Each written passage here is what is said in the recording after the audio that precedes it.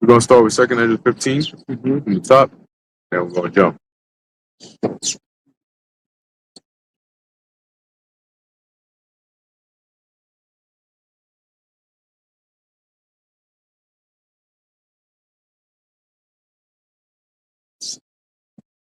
All right, Shalom.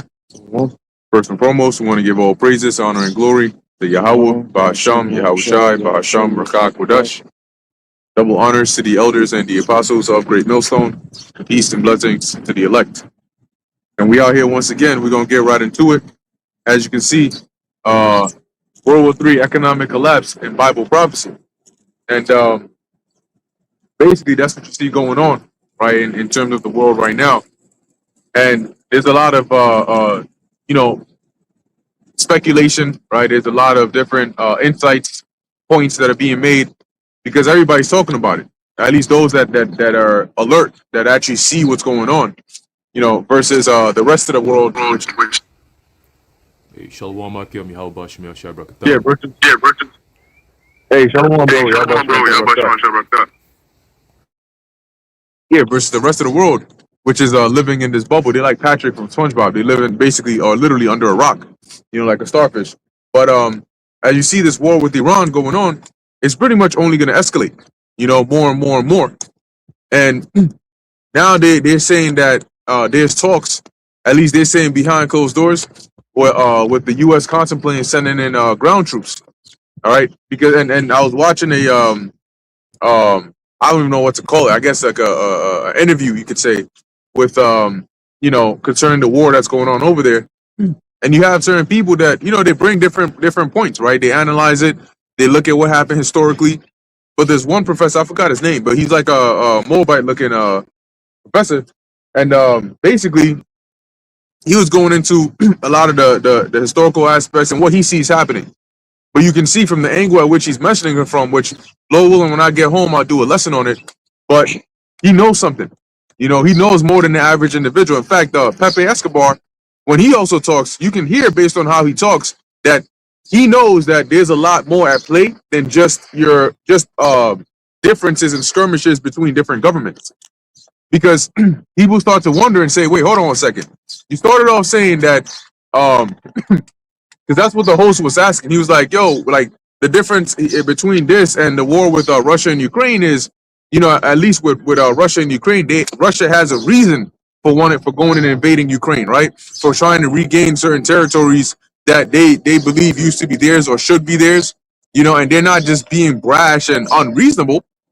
But with this one, they're just literally going in there, letting it be known that because of Iran's existence, because of them, just living, they see them as a threat, and they want to basically blow them to smithereens. But in terms of the whole Greater Israel project, they want that whole landmass. They don't want any adversaries that will come against them.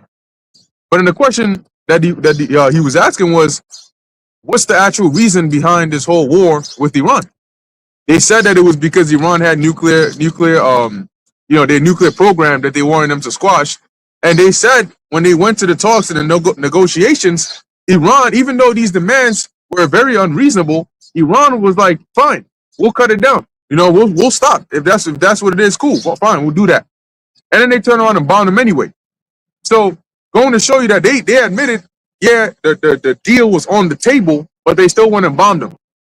So it's not about a nuclear program, okay? It's not about we were afraid that they were going to attack us first. No, that's not the case. There's a lot more at stake over here. There's a lot more that is going on over here now. They've been saying that if this war continues to go on longer, it's going to bring down the world economies. But this isn't like the 2008 financial crisis. This is going to be much, much worse because the economy is already it's not even on its legs anymore. This bitch is in the bed on freaking Death's door. Death been knocking at that door for a couple minutes now, a couple hours, saying, yo, open up. It's time to go, bitch. And she's still there, getting that life support. So with something like this for a prolonged period of time, it's going to completely choke this bitch out. That's gonna kick the door down, jump on, choke that bitch. You know, you come with me. All right, you come with me, bitch. So now, looking at it from the perspective of the global elites who've orchestrated all these different wars, what do you think they actually want to introduce a new financial system? It always hinges on a collapse, and they're realizing, or they know that, how do you extend a war like this? Because they're talking about the U.S. You're seeing propaganda in a full steam. They're talking about, oh, we destroyed Iran, this, Iran, that, Iran. Basically, Iran is taking a loss and a beating like they've never taken before. And it's so funny because then you look at, what's actually what's reality is going on, and you're like, bro, what are you talking about? You're completely disconnected, but it's propaganda. It's on purpose. So now that they're saying, look, Iran is fighting strategically because they're using their low grade weapons that are not that expensive. They're drones and old missiles. And you're using your THAAD systems, you're using expensive air defense systems and so on, and you're running out because it costs money.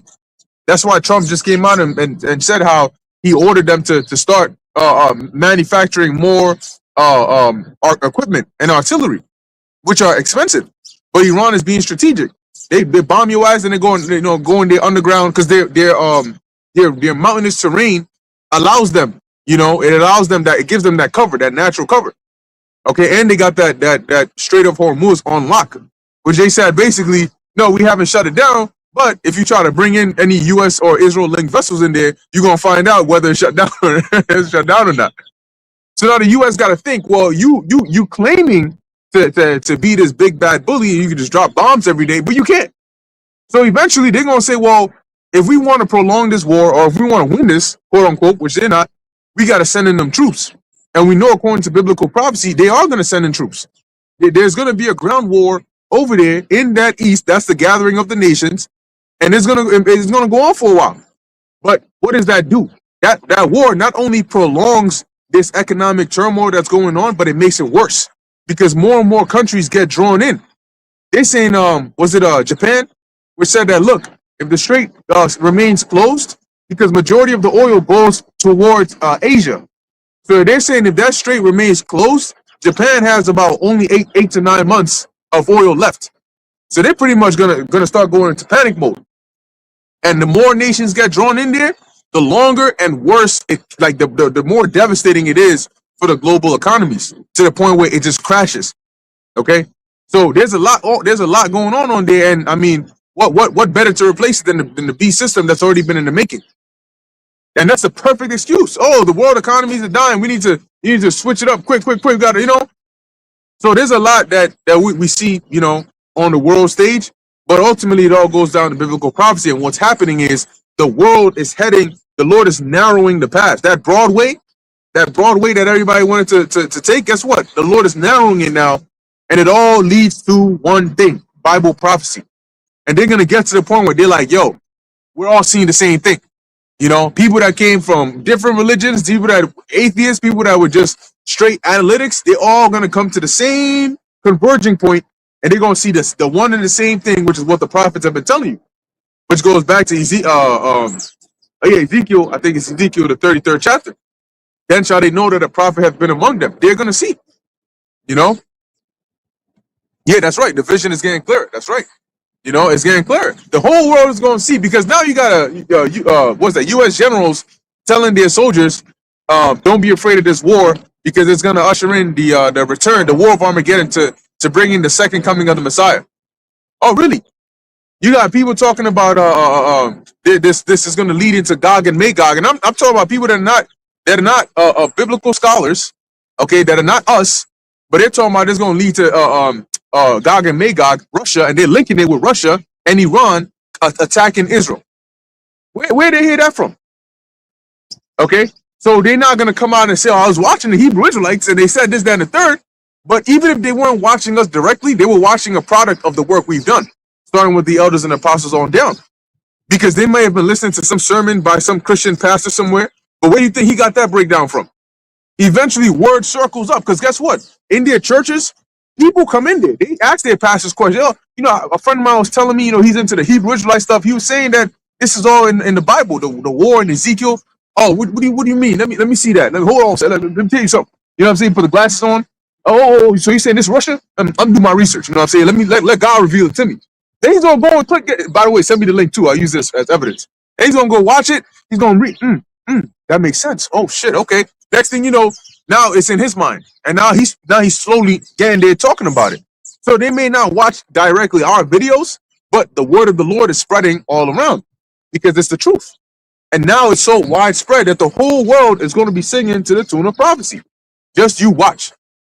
Beautiful times, man. So what we got in there? Oh, Haran, you got something? Got any opening statements? Yeah, kind of. No opening statements, but I got a quick precept here. And this is basically exactly what we've been waiting for, right? We've been talking about this for years and years and years. But good thing for the elect is that we have a blueprint. That's why these things don't shake us, because our Lord literally told us that when you see these things come to pass, know that it's one of the signs before my return. So we looking at it on a bigger picture sense, as in not so much the little things that's going on right now, but more of the bigger picture of what comes after this, right? What's the catalyst that leads to the one thing that we waiting for, which is the mandatory implementation of the MOTB. This is a catalyst of destroying the world's economies for them to bring in the solution, which is going to be the MOTB. And they told you that when you look at the 2026 Economist magazine cover. I did a lesson on that a couple of days ago, going into that, decoding what all those things stand for. You had all kinds of shit, and on that list, on that cover, you had World War III. Okay, you had the tanks, right? There's when you look at the top right corner area of the actual cover, you could see it looks like almost like a boat, and it has, I think, 3 different men in there, and those 3 men, they all look Iranian. Okay, they got the turban, and then they got the beard and all that. You know what I'm saying? So I was like, oh, okay. And then you got the sword, you got the America's 250 and all these different things. So this year is a very big year. And when you look at all these planetary alignments and the signs in the heavens and so on and so forth, blood moon, we just had a blood moon, was it a couple of days ago, 3-4 days ago, right? So all these things are all part of what the Lord said to look out for as signs of the end times. Okay? So let me get this real quick. There's a book of Matthew chapter 24 and verse 6. It says, and ye shall hear of wars and rumors of wars. See that ye be not troubled, for all these things must come to pass, but the end is not yet. All right, so very key words here we're going to pick out is troubled. All right, see that ye be not troubled. All right, you got a lot of people who are right now who are concerned about what's going on. Of course, if you're in the military, you should be concerned because your ass is going to end up over there getting cooked. And we've been telling you that when the Third World War comes, a lot of you people who are in the military, you're going to be sent out there to go die, which is known as bankers' wars. You're going to die a bankers' war death. Okay, all these military, you got men, women, and children going to visit their families down in the military because they know they're about to be deployed. So they're crying. You got some, oh no, this is so bad that you're not coming back, nigga. If your ass get deployed right now, just understand you ain't coming back. Okay, because the people who are sending you over there, they don't even know what the hell they're doing. All right. So you're gonna be asked out, and plus they're not sending none of their people over there, so they don't really have an incentive to come get you out in case something happens. Okay, they're gonna be bringing your ass in body bags, and that's those who could come back. For everybody else over there, you're gonna get one with the ground. You're gonna be part of Iranian soil, right? It says here, so see that ye be not troubled, because we understand the scope of things. Like I said before, right? It's a succession of prophecy. One thing leads to the next. Okay, so seeing Iran going back and forth with Israel and all these different things, and America joining in and all that, we understand what comes out after that. Okay, and one thing the Lord said too, it says what? For all these things must come to pass, right? But the end is not yet. The end is what? The end is America's destruction. America's not going to get destroyed right now, right? The shit that you're seeing them do to Iran is not going to happen over here just yet. All right, you're going to have to wait till the MOTB is mandatory upon the face of the earth, especially here in America, because it could be mandatory all over the world, but until it hits America, ain't nothing going on. All right, because America is the place that the Lord is going to use as the altar for His sacrifice. Okay, so that's the end. That's the end. When you see America's smokes going up in the heavens, that's the end. Okay, but until then, we still got some time here. All right, we got a few more months because things are moving fast. But you got people who are thinking that, oh shit, this could end tomorrow. It's not gonna end tomorrow. You got a little bit more to go. All right, but that's all I had. Y'all brothers got it. Yeah, tomorrow's wild work. But hey, it's like your brother's saying. So let's start with 2 Ezra 15, because it's all gonna line up, But the way the Lord has it is it's intertwined. Okay, the visions that the prophet saw, They were seeing, like when you watching a movie, right? It's all the same movie, but you see the trailers and sometimes they show different parts. The scene where this guy's over here, then he's over here, then this is going on over here. But it's all the same movie and it's all linked. Okay? You have some prophecies that are side effects of other prophecies. Okay? And as all this is going on, you're gonna have that pain, right? The lamenting for the teats failing, okay? The Isaiah 4 ones, the turmoil, the internal granular level turmoil, which is now a byproduct of the geopolitical turmoil that's going on around the world. So you're not just gonna be sitting pretty while a war is going on and you out here just chilling, playing video games and having a good old time. No, because the things. Why do you think people are afraid? If if that war was just something that's just isolated in some foreign country somewhere, trust and believe people in other countries would not be so concerned. They wouldn't be so worried. But what they're worried about is the blowback of how it affects their countries. That's why they get drawn in. And you already got Israel talking about Turkey's the next NATO. I mean, the next Iran. Which the guy, like I said, that professor on there, he mentioned that. He said that the next thing they want to do is they want to draw Turkey into it. Is that not in Ezekiel the 38th chapter? So what Ezekiel spoke about in there was the actual aftermath. Right now, Turkey is a part of NATO. So if Turkey was to get attacked, according to Article 5 of NATO, they have to come in and help them. But if Turkey was to get attacked and they didn't do that, what you think that's going to make Turkey feel like? So all these things that the prophet saw, that's why Ezra was told, measure thou the times diligently in itself. And that's what we're doing now. We see what is going to happen. We can tell you that for certain. How, when, and every single detail, well, that's the part where we got to watch. That's why Yahushua said, watch. So you're not just going to be sitting there having a sweet old time while war is going on and everything is good. No, you thinking you're going to be out here having memes? They're going to shut down because during war, propaganda is the propaganda machine is at work. That means you're heavily censored and also your access to certain things is cut off. So they got a lot going on, especially they asked Trump. I think they asked this, are you like basically concerning the possibility of attack on US soil? And you know what he said? Well, it is possible. His attitude was, well, if people die, they die. I already said that people are going to have to die. So he's letting you know that this happens during war. And now we're entering into the last phase of prophecy where things are intense. The Lord is intensifying everything. So a lot of people that are not ready for it, which is a majority of people, they're going to get that shock to their system and they're going to fall prey to prophecy. You go ahead. Start at the top, 2 Ezra 15. This book of 2 Ezra, chapter 15 and 1, and it reads, Behold, speak thou in the ears of my people the words of prophecy, which I will put in thy mouth, saith the Lord. And that's what we're doing. And that's what we've been doing, going back to our elders and their elders when they started coming out. The main thing was what? Prophecy. Especially now more so than ever. Even when prophecy didn't seem like it, when it seemed like it was far, far away, guess what? It takes faith to continue to prophesy. But what did the Lord say? Speak thou in their ears the words of prophecy, which I will put in thy mouth. So everything we've been telling you is going to come to pass. Habakkuk, the 2nd chapter, goes into that. It shall not fail. It shall not lie. So exactly as it's been prophesied, it's exactly what's going to happen. And it's crucial, more so now than ever, to stick with what you know over what you see. Because you may see certain things that may, what's going on here? What's going on there? But know that what you know is what ends up playing out because the prophets already saw it. They may not have written the intro of the movie right down, but they told you what's going to happen.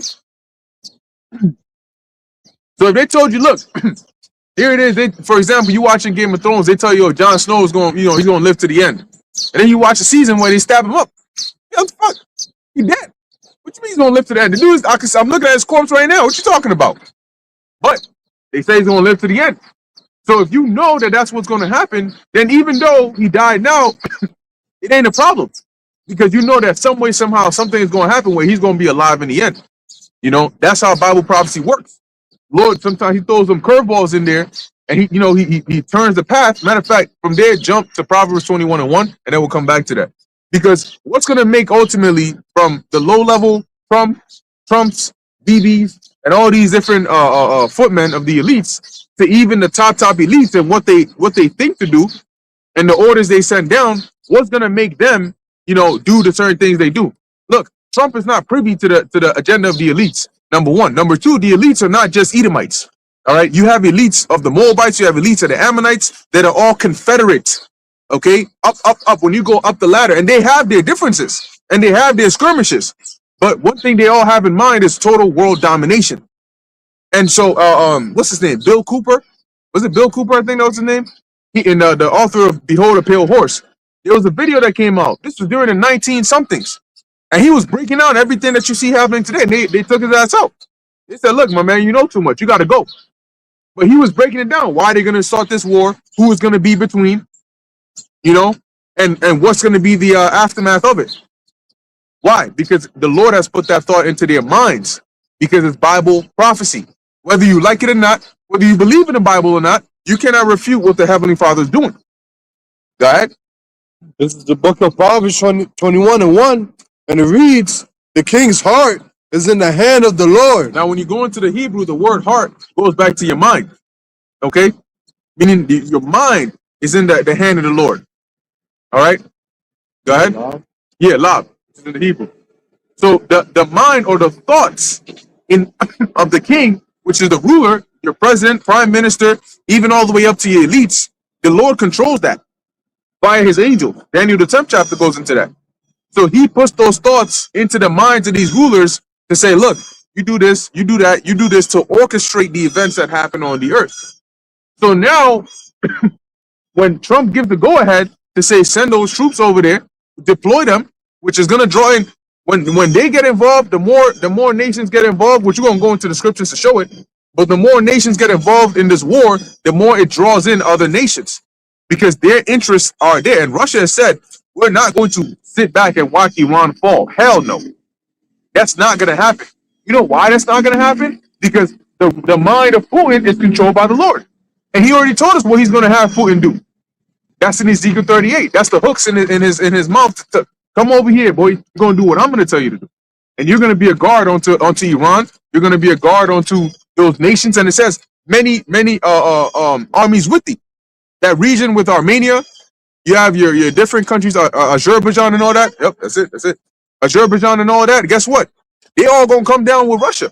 It doesn't matter what it looks like right now, but their eyes are going to be open to see like, yo, we're not enemies, or we shouldn't be enemies of each other. The main enemy is that tiny top little nuts over there that we got to go and attack. God, Just real quick example of when you were saying earlier, like everyone's getting a little piece of the word, like through the church and stuff. A couple of years ago, when I went to our church camp, one of the I don't know if she was a pastor or apprentice or whatever, but she asked the group of us what the word heart means, and I was like, mind, and she was like, no, mindset. I was like, wow, okay. she wanted to feel special because you already got the answer, so you took the steam out her point. She had to, no, it's mindset. Hey,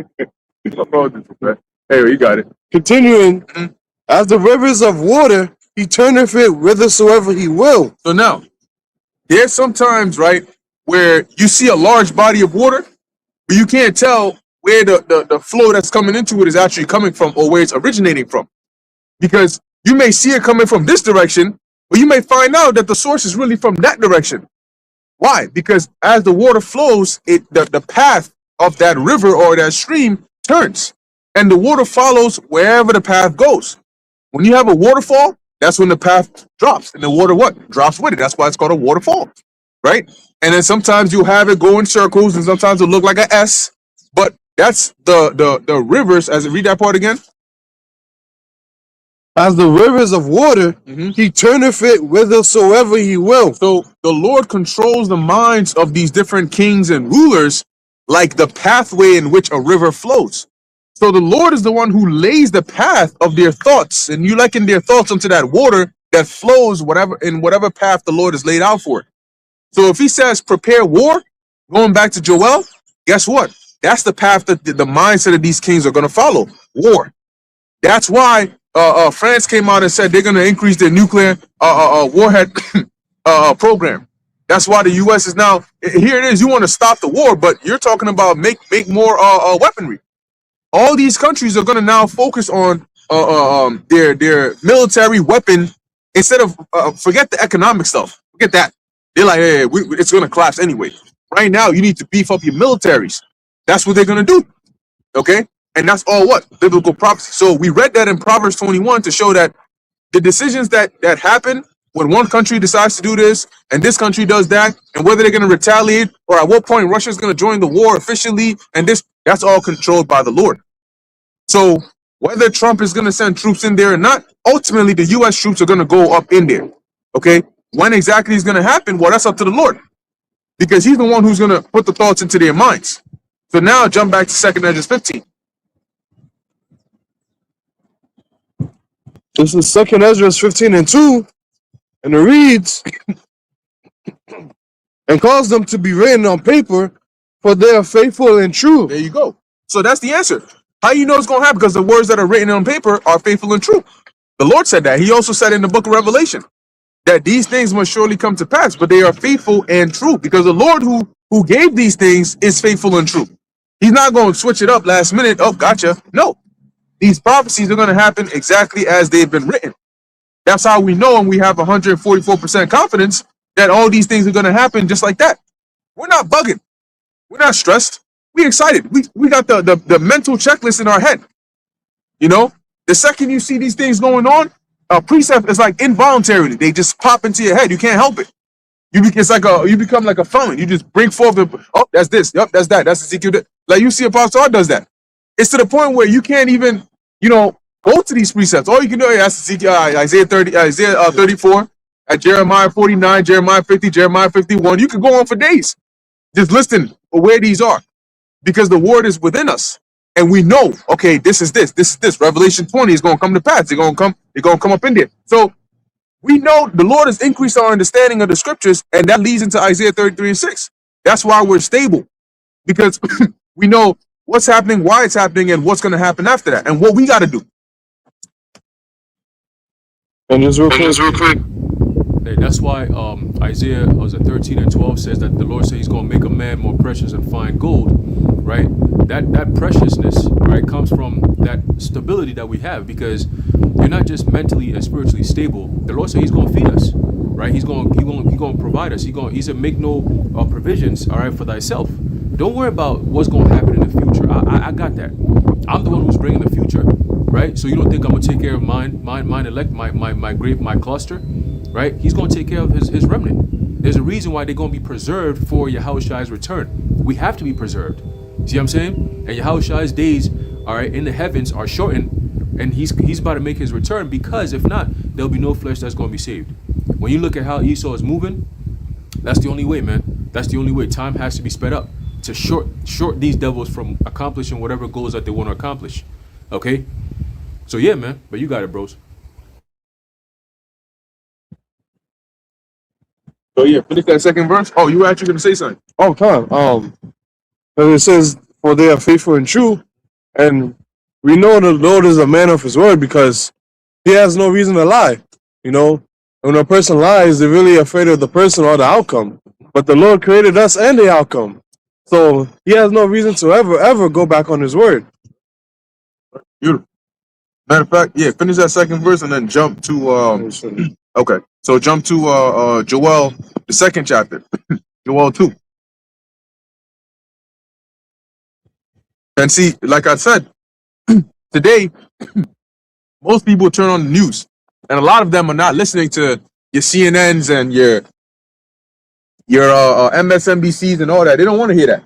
They're not even really listening to Fox News. A lot of people, the news that they're going to, that they consider authentic, is your independent journalists. Those that have actually been to these areas, that have spoken to these people, that have come out and said, okay, this is what's actually happening, as opposed to what you're being fed over there. But majority of these peons, they're not even prudent enough to look at the fake news, let alone go and research to find out what's going on in real life. Some of them say, don't even talk to me about it. I don't want to hear it. I know what's going on. I've heard about a war, but I don't want to hear it anymore.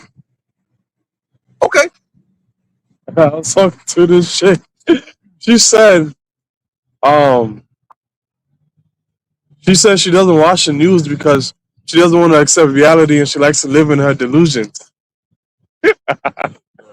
These people, man. Hey, but you know what? That's prophecy. Matter of fact, since you said that, jump to Isaiah the 6th chapter. I think you start around 11. That's Bible prophecy. You know why she said that? Because the Lord has put the Spirit on them to think like that. Because they have to stay blind, and so He has actually made them want to stay blind until the time when they cannot afford to stay blind. People wanted to stay blind, but when everything was shut down during the C19, they had no option but to face reality. Everything you do to distract you is gone. So the Lord grabbed them eyelids and popped those eyes open, and that's what He's going to do now. Freaking chick will drop kick you from across the room and keep your mouth shut if you start speaking about. He said the war, drop kick your ass. No, don't say nothing over here. We don't want to hear about that. We love ignorance over here. Like that dude in the Matrix, he was tearing up that fake steak. He said, I know it's fake, but they gotta go. Hey, but that's basically prophesy unto us smooth things, prophesy deceits, right? Because the reality is very harsh, right? Truth, when you live in a wicked ass society where wickedness and immorality becomes the norm, whenever you bring out truth, it becomes very harsh, right? It's almost like pouring acid on somebody's skin. You know what I'm saying? That's how irritating it becomes. I believe there's a precept that says that the truth is adverse to wickedness, and wickedness is adverse to the truth, right? Something to that effect. But you have that, and if you live in a society like this that always peddles this madness, okay, whenever you bring out some type of clarity and light, they all, oh, it's like a vampire, like you shine a light on them, and they're like, oh my God, I'm withering away. For somebody to say, don't even tell me about it. You go back a century ago, the things that's going on right now, people will be in an uproar. There'll be streets packed with people. White House is going to be, policies will change on behalf of the people. But now, and guess what? Everybody will be informed in what's going on. That's the main reason why you have the press. The press is there to inform the people of what's actually going on inside the government. So when you have a press that's already bought and paid for and controlled by those who run the government, you ain't getting no information besides the information from the prophets. That's the best information you can actually get at this point, is hearing the words of Yahweh Bashim Yahweh Shai. That's the only thing that matters. Okay, because guess what? Those who are even giving these reports, they're reporting on things that we tell is going to happen years in advance. So they're just telling you and confirming things that the prophets have already been laying out on these streets for years now. So you can't have no excuse. Nobody has an excuse to say, "Oh, I didn't know." No, you did know. You told the Holy One to turn away. Like, we don't want to hear what you got to say, right? Don't even tell me about that. Don't even tell me about that. That's like, who the fuck is you? Don't even tell me about it. It's like you some high king or some shit. Like, we can't even talk to you. Who the fuck is you, man? It's not like we looking for you. You know what I'm saying? It's always the people you're not looking for is the ones that tell you, oh, we're not looking. Don't come to me. I wasn't coming to you in the first place. Get the fuck out the way. You see what I'm saying? But you got it, bros.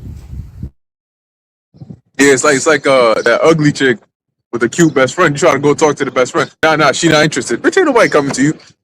She knows the only interaction she's gonna get is that one sentence that she's got to say, because you're not gonna talk to her anyway. You got to grab her by the face and just push her to the side, like, yo, back your ass up with your hot ass breath and your ugly freaking paintbrush on the top of her head, talking about onion tip bun. Get that shit out of here, bro. I'm talking to you. But in any case, it's just like the brother said, man. We're not even looking for you in the first place. So that's why you don't want to hear it, because you're not meant to repent, right? That's a lesson right there. You're not meant to repent. Those that are meant to repent, they're gonna want to hear it. Now, like Haran was saying, these global analysts, so-called experts of war, when they actually look deep, and they sit down with a with a thinking mind, and they start to see, the way things are playing out, the conclusion that they come to, that they can't help but come to, is the things that we've been prophesying about. And then they start to look at it and they say, it does make sense. So now they're asking, well, do you see this war going nuclear? Do you see this bringing down, creating an economic this and economic that? Yes, it is going to happen. It was already seen. It was seen, in fact, thousands of years ago. And now it's all playing out. Okay?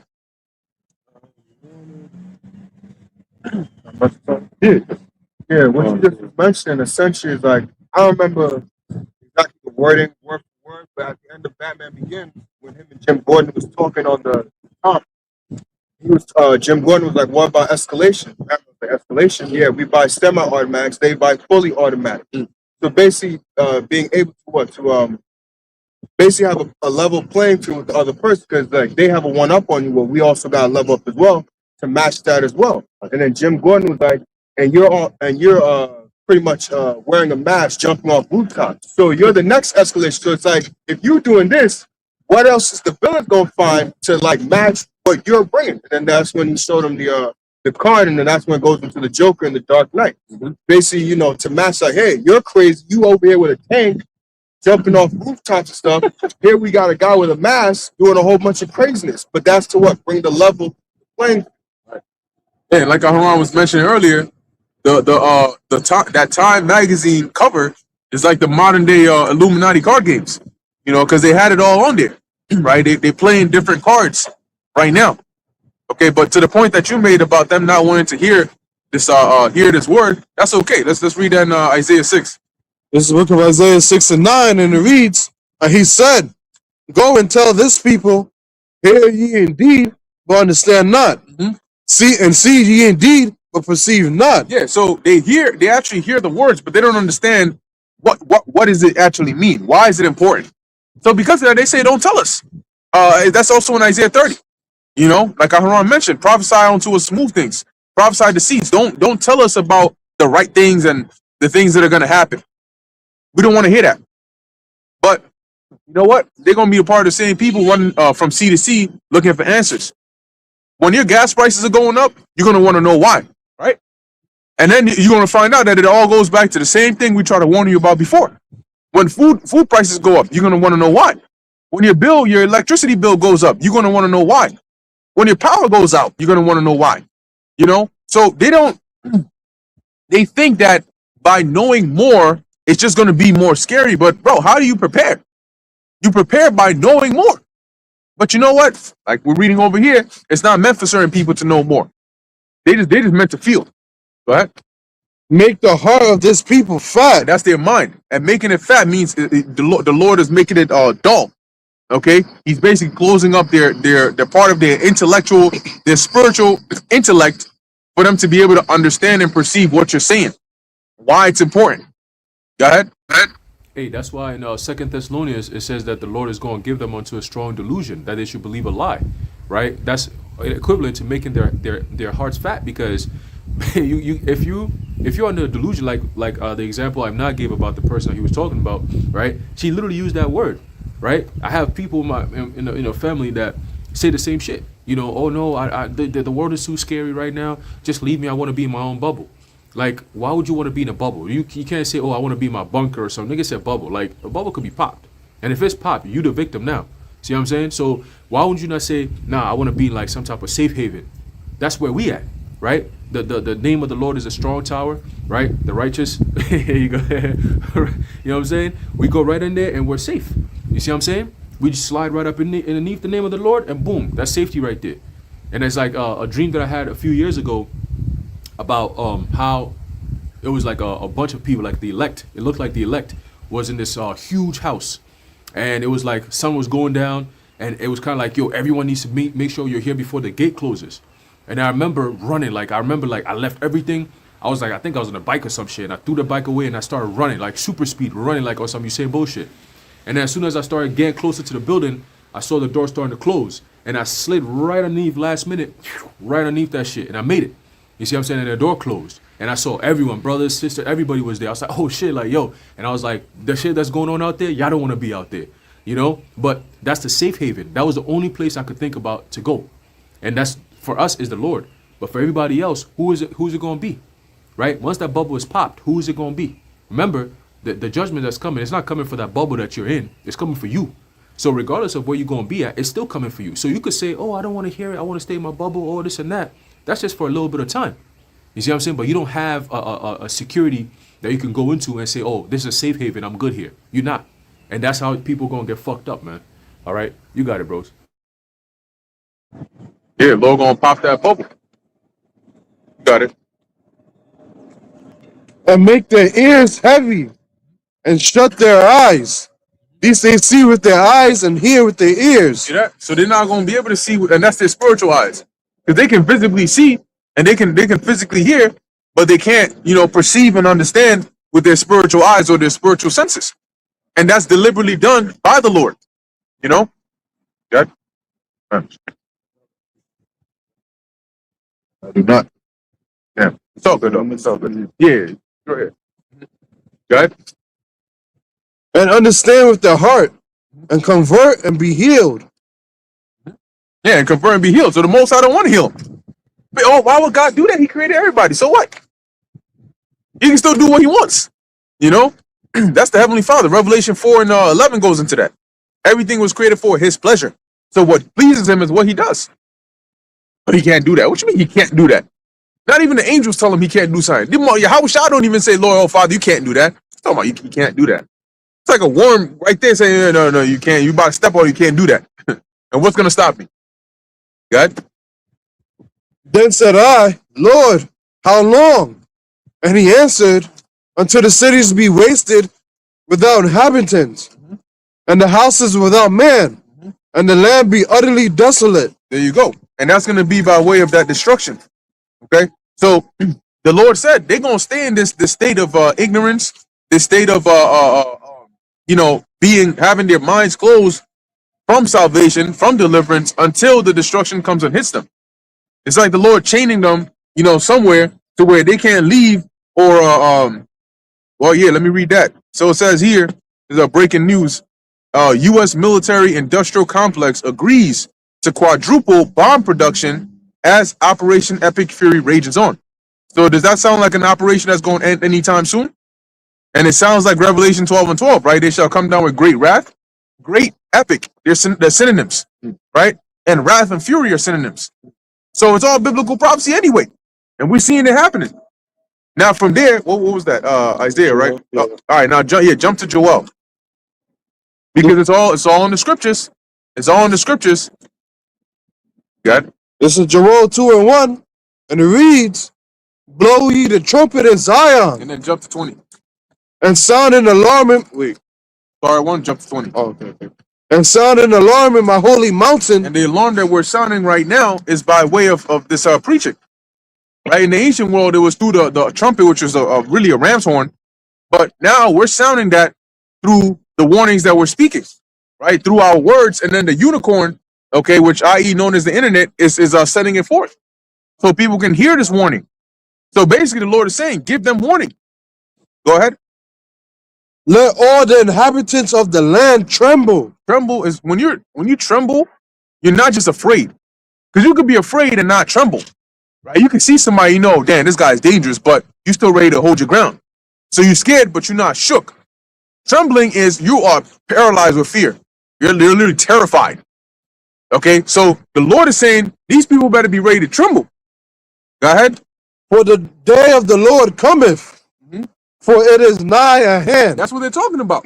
They're talking about this is going. Don't be afraid, because it's going to bring in the return, the second coming of the Lord.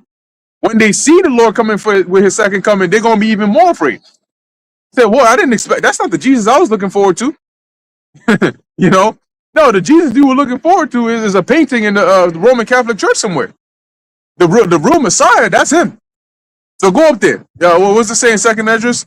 They were afraid and yet durst fight. Hey, this is your fight. Go ahead. I'll jump into verse 20. But I will remove far off from you the northern army. Yeah, and this is prophetic. The northern army is referring to the army of North America. And the Lord said, I will remove far from you the northern army. And where are you going to take them? Go ahead. I will drive him into a land barren and desolate. Right. Key word is northern army. Okay, that's your troops. And a lot of them, they're saying that, during the Cold War, you had the U.S. flexing, right? They were flexing around that time.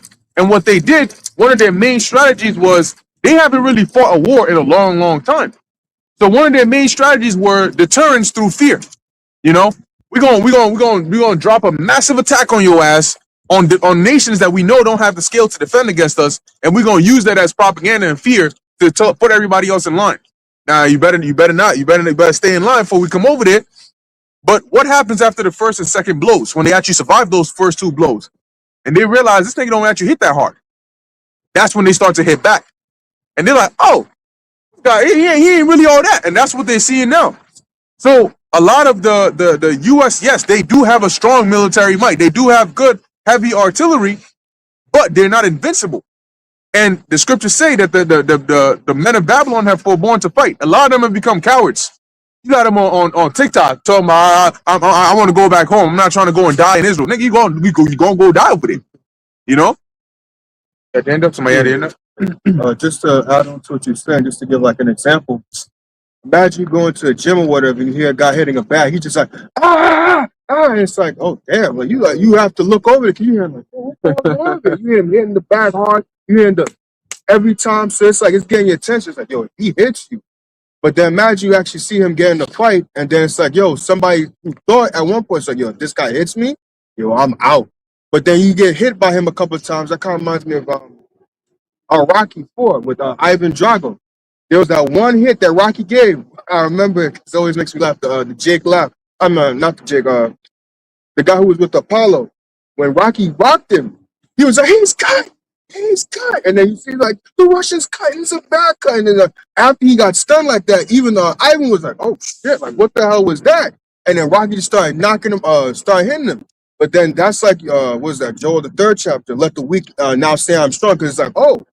Yeah, even when Rocky came back in the corner because they hit the bell, he was like, you see, he's a man. He's not a machine. He's a man. So it's what he started to look human, because at one point Ivan Drago looked like impossible. He looked like a machine. But once Rocky hit him and he got cut, he's like, oh, this guy is not invincible. You can touch him. He's able to be touched now. right. You heard him. I think the bar has said, and I got you. Yeah, the irony in Trump calling this Operation Epic Fury, the Lord going to make mockery of that, because in Micah 5:15 says, I will I will execute vengeance and anger and fury upon the heathen, such as they have not heard. So he's calling this epic fury, but the ultimate epic fury is when the Lord strikes with vengeance. All right, this is like a minute level of some real disaster that's coming. You know what they doing in Iran ain't nothing compared to what the Lord got coming. Right. All right. Right. Throwing it off. Got it. Oh yeah, just laying back and off the brother Charlemagne's point and what you mentioned. Basically, y'all know predictive history. The dude, Professor Jang, he's like a Moabite. Yeah, the mobile looking guy, right? Yeah, I Yeah, was talking about him earlier. Charlemagne and Charmian and myself had done the lesson about asymmetric warfare, which basically like they're not fighting the same war. Iran is fighting to survive, and Babylon is fighting to penetrate into their country. So there's two different wars that's being fought. So on their side, they just have to survive. And for them, it's like the brother said, the big burly guy who's brolic, all right? Well, guess what? Somebody who knows jujitsu can take that big burly nigga down. And Iran is like the one that knows jujitsu. All right, so them little cheap drones they got, it's costing millions of dollars to take those out of the sky. And they know, shit, economically, this is not sustainable for the West. We can drain them by doing that. So over time with asymmetric warfare, Esau's war apparatus is like big, and it's all about bravado and pride. You know, we're going to put billions and trillions of dollars, and it's going to be big bombs and this and that, but it's all a liability, because those THAAD systems, if a $50,000 drone takes out a THAAD system, that's millions of dollars going off of economically. Who's winning at the end of the day? And Iran is considered an energy power, you know, but they're not really a superpower. But at the end of the day, they don't need to. They're not trying to go and penetrate into Israel, invade them. They're just trying to defend themselves, and it's easier to defend the home turf than to go in and actually invade a country. And America has learned that with Vietnam, Iraq, Afghanistan, different lessons throughout history. And it's like Pete Hegseth and Trump said, well, this is going to be different this time. But it's clearly playing out the same exact way. So that's Esau. You know, the pride of thine heart has deceived thee. Yeah. Giving back into the intro at the beginning when Rocky and him were about to fight, you know, when they, you know, stand next to each other, look at each other, Ivan Jock was like, break you, and then he hit his hand hard. So that's the intimidation. Like, yo, I'm here to kill you. But then if you look at, like you were saying, about how they're fighting two different fights, Ivan Drago, he has longer arms, so he has a longer reach, so he can hit Rocky very easily. But if you really analyze what Rocky was doing, and even that goes to the Creed movies when Adonis fought his son, Rocky only aimed for the body. He wasn't aiming to try and fight an even match with Ivan Drago. He was only really aiming for the body. That's why if you watch the fight and go watch like the ending, you just see him consistently hitting the body over and over. And then at the end, that's when he went for the face. That's why when you watch the Creed 2 movies, that's slack if I'm spoiling, but it's some old ass movie. You should have seen this shit by now. When Rocky was training on what's his name, Adonis Creed, they had that one workout where they had the tie, and he was like, "Yeah, you're gonna have to get in there with them." And it's a close fight because he was teaching him, "This is how you beat his son, because this is how I beat his father." So it's not the same way. Both of them, the son and the father, are big and they have long arms, so they have a reach. So you're gonna have to take those hits because he was teaching Adonis the same thing. You're gonna have to eat these hits because if you're gonna get close, he is gonna hit you. But you're gonna have to hit that body to wear him down, the same way I wore down his father. So it's two different ideologies of coming into a fight. Yeah, because symmetry is it's the same on both sides. Asymmetry is, like the brother was saying, is it's different on both sides.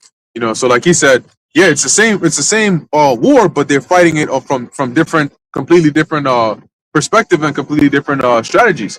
And you're gonna find out as time goes on what the truth lies. Time is the ultimate truth teller, right? Ultimately, that's what it is. Time is the ultimate truth teller. But the way events unfold, when we went into, and we've gone into this many times, the letter of 3 world wars between Albert Pike and Mazzini. Now they said that was actually that was pieces from their actual letter. It wasn't the whole entire part, but they try to make it seem like it's fake. They try to say no, that's not real, it's fictional, and so on. But hold on, look at what they mentioned about World War One. Look at what they mentioned about World War Two, and look at history, which we did that. We did an extensive lesson going into that, and you'll see the accuracy of it.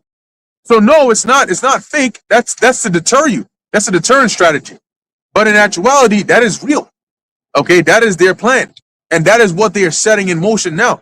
They're not always going to be just we'll just do some trial run here and trial run here. Eventually, you're running out of time. They're running out of time. They're only getting older, and we're only waking up more and more. Go ahead, where we at? This is the book of Joel 2:20. I'll start again. Mhm. But I will remove far off from you. And now's the time where you got to really, really, really understand these prophecies. Okay, like the apostles been saying, you got to go into these prophecies. You got to go into these prophecies. You got to understand these prophecies. But now you have to really understand these prophecies. If you are somebody that you feel like you don't really have a strong suit on prophecy, you don't really understand, what verse. If they're talking about World War III, what scriptures should come to my mind, right? What verses should I be thinking of? What does that actually mean? You might want to go and start watching some videos, and learning and actually studying and asking questions to understand for yourself what this means. Because it's more than just, I know the breakdown. Somebody could tell you the breakdown and then you know what the breakdown is. But do you understand how that relates to real life? Do you understand how that's intertwined in geopolitics? So you can make decisions based on what's actually happening. Okay, you have to understand prophecy. The stability of mind comes in the understanding, and the understanding strengthens your belief. The more you understand how something works, even medication, you want medication to work better on you, understand how it works. It's gonna work better when you know how it actually works. You got it, bro. Precept, just to add on to you. 1 Corinthians 14:1 in the NLT. Let love be your highest goal, but you should also desire the special abilities the Spirit gives, especially the ability to prophesy. That's it. That's it. Especially the ability to prophesy. And Paul mentioned that covet to prophesy. You don't want to. Oh, it's not really my thing. I'm not. You should feel bad. You should desire to want to prophesy. You should desire to want to get into those mysterious parts of the scriptures, but mainly dealing with prophecy. Got it. Yeah, something I was gonna say to add to your point. Try to get my thoughts back together. It's kind of like essentially like I'll just use myself for an example. kind of mentioned this in the video earlier this week. Excuse me. That it's like, okay, my parents, they're seeing what's going on. And I even mentioned in the video as well. I think my mother called like Thessalonians or something. I was like, where the hell did that come from? Like, because I know all the time, anytime I see her Bible, it's always Psalm 23. I'm like, okay, that's all you seem to know. And I think like Psalm 91. But I heard her quote Thessalonians. I'm like, where the fuck did that come from? Like, since when you know Thessalonians? Oh, so you must know a little bit more than you was giving on about. But when she quoted that or whatever, they were freaking out. But me, it's the opposite. So it's like you were saying, to know the prophecy, it's like, yeah, you could know and like, okay, well, it's right here in this book, it's right here. But then it's like you see the differences between, okay, one person, although they may quote it and things like that, they're freaking out, but the other person, they're not freaking out. So what is it that you know that has you in a calm mind, but them freaking out? Because you both seem to know something, but it seems like you must have a deeper understanding of something as to why you're not freaking out, but they are. Right. So what is it that you know that they don't know? Because yeah, they may be saying the same thing, but it's your actions that seem to show a deeper understanding. Maybe even you say so, it's like, oh, you seem to know a little bit more than they do. Because they're saying the same thing you are, but you're adding more on. Absolutely. Yeah, and the reason, another reason why, or going off the brother's points, is why you want to like fully understand prophecy is so that you can go with what you know and not what you see, as the brothers were saying earlier. Yep. Because the scriptures say the just shall live by faith. So you got to go based off of faith, man. Yeah, it may be a brick wall in front of you, but if the Lord says go through, you better be ready to go through. You know, it's all about faith. It's all about faith. Faith is what got us here, and faith is what's going to get us out of here. Okay? And that's the thing. A lot of these people have zero. You have people that actually have zero clue. Not even on the carnal level. At least know something. No, they got zero clue, and that's why they're going to be desperate. That's one of the reasons why men of the Lord are going to be like fine gold, because not only are we going to be protected, and the Lord blesses with the ability to protect, but we're also going to have that stability of mind and knowing what to do. Okay? Even in the wilderness, right? Whenever shit was happening, where did they go? They went right to Moses. Well, we're here now. What do we do? You know, we're hungry. What do we do? We're thirsty. What do we do? And he would cry to the Lord. Lord tell him, nope, what you looking at me for? Do what you got to do. You know, so the Lord is going to use us as also a part of that standard, you know, on protecting us, but also to protect the rest of his elect during these times while he comes to get us out of here. But you got to understand these prophecies. Go ahead. Make a point, because one of the reasons against to add to the point is there's a difference between a person who's sincerely, trying to, for lack of better words, being a man, and opposed to a person who just wants to pick the funk. Like they just want to put on a show for everybody to make it seem like, hey, I'm this guy or I'm this person. Kind of like the false prophets, right? They want to make it seem like, hey, I am this person because I want all the glory. I want eyes on me. But when they get into a certain situation, I've seen this happen, right? Not with false prophets, but I mean like in general in life. People who like want to talk and say a lot of stuff, when they actually get into a situation, you see a different person. You see all that boastfulness and everything just drop and go away. I'm like, damn, what the fuck happened? Like, you were saying all this shit.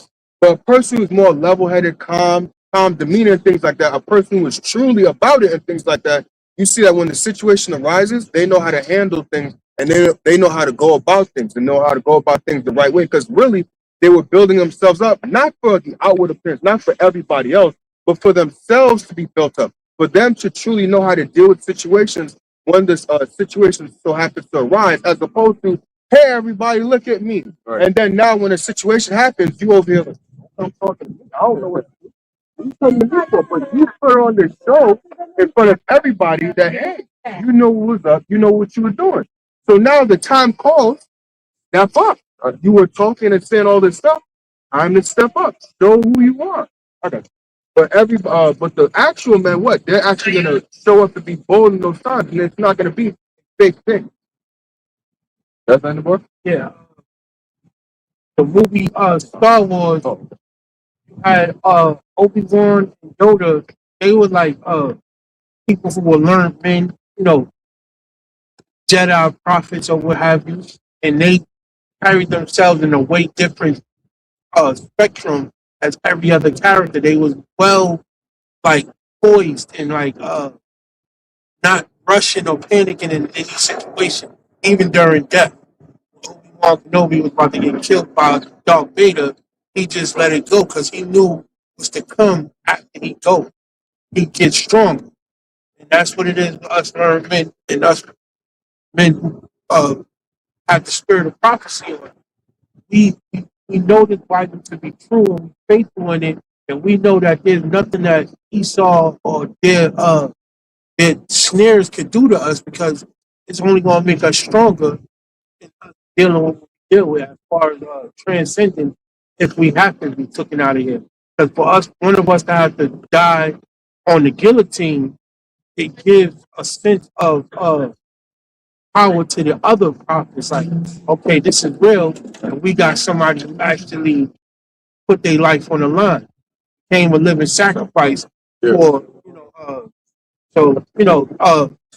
the men that are true prophets got a certain kind of poise on them. Like elders always teach us, like, yo, when people come up, if they don't believe what we got to say, all right, y'all can push on. We're not gonna force y'all. We're not gonna argue y'all. All right, we cry aloud when we speak to this camera, but we're not gonna be out here looking for y'all to stop and to listen to us and get this word because it's getting put out there through the unicorns. So y'all gonna find it one way or the other. We poised at this, man. You know. Yep. That's it. Right. I did want to say one thing real quick, which is on top of all that, you do still have to make sure that you don't let your excitement dilute your accuracy, right? When it comes to these prophecies, because at the end of the day, it's close, but we still got to let it happen. We still got to let it play out. Okay, and we got to watch and because look, we all men, and there are times when we speak as men, but it's important if you're speaking as a man to clarify that you're speaking as a man, because then again, you don't want somebody that's listening to think that, oh, you gave a specific timeline and they're thinking that that's exactly what the scriptures say. No, when it comes to what the scriptures say, go with what was written in the book, go with the precepts. This is what it says is going to happen. Now, can we tell you it's going to happen on March 15th or March 31st? We can't tell you that. We may tell you that, hey, this is what I see, this is what I think may happen as a man. That's just me speculating as a man, or I speak as a man. But in terms of what's actually written to happen, this is it. Boom, boom, boom, boom, boom. And that's why we always, circle back. And that MOTB, I'm gonna say it, man. That MOTB, man, that thing, it gotta come in hot. You know what I'm saying? It gotta come in hot because it's not that it has to play catch up, but for the sake of the point, it seems like it gotta play catch up because that war is taking off. It's taking off. So that MOTB is gonna come in running. It's gonna come in running to pass that baton. Okay, finish its lap, pass that baton to the last leg, which is going to be that nuclear destruction. And that boy's going to take off faster than Noah Lyles on a 100. You got it. Yeah, and that's where they're gonna have them T attacks coming in order to, like we always mention, the catalyst to be a catalyst. Because we looking and we're saying timeline wise, well, damn, World War III is heating up. Right. So what is coinciding with that? It's gonna have to be MOTB, and we know that has to come before the destruction comes. Right. So, how it plays out, again, like the brother said, we're going to watch and see. We're going to pray. We're going to watch and see how it plays out. But from what we see, it's likely, based off, everything we've seen in the past, that they're going to have a T attack of some sort. It could happen today. It could happen tomorrow. It could happen this week. But we know that they have to accelerate because popular opinion is not with the war right now. Right. Most people are not with it. You've seen that Marine that was in Congress, and he was like, I don't want to fight a war for Israel. I don't want to send our troops off for Israel. He was shouting in the middle and made a big fuss, and then one of the senators actually broke his arm. So, you can see that popular opinion is against it. But how do they get popular opinion on their side? Well, they have to play with your emotions. Yep. And how do they play with your emotions? Well, now they're going to make it to where if you speak against this war, now you're the bad guy. Now you're anti-American if you don't believe in this, because look, innocent people have died now, even though they're the ones orchestrating it the whole time and bringing the death and destruction. But most people don't know that. Most people are going to fall for it. I had this Isaiah 32:1. Behold, a king shall reign in righteousness, which is Yahweh Shai, And princes shall rule in judgment, and that's the elect up under him. And a man shall be as an hiding place from the wind, and a covert from the tempest, as rivers of water in a dry place, as the shadow of a great rock in a weary land. All of that represents comfort, relief, protection. And that's what the men of the Lord is going to be. So the knowledge that we possess, when people are thinking, yo, do I take it? Do I not? Or if I don't take this, I'm going to starve. Da, da, da. They're going to be making hasty decisions. We're going to be completely stable. We know what this is. We don't have we're not given a change. We're not swayed with every wind of doctrine. We are stable. Our eye is single. Knowledge and wisdom is the stability of our time. So we're not going to be thinking about, oh, is it? Maybe it's not. And that's all confusion. Okay? Because people will say, well, nobody knows what that is. Nobody knows what the MOTB is. Nobody understands that. But here it is. There's men right in front of you telling you. If you didn't get it, then that's on you. Right. Or if you don't respect the messenger and you look down on us because of who we are and our status in society, then that's on you. But the Lord set it up that way anyways to be a stumbling block. Yeah, like there's going for the Black Swan. I got you, bro. The Black Swan events is going to bring in that ego see him. The polycrisis, as the scriptures say, or as the web says. Right now, just today, the gas went up 14 cents. So Man. the MOTB is being accelerated as we speak by the minute. And NASDAQ, they stocks is going down, even though last week it was going up.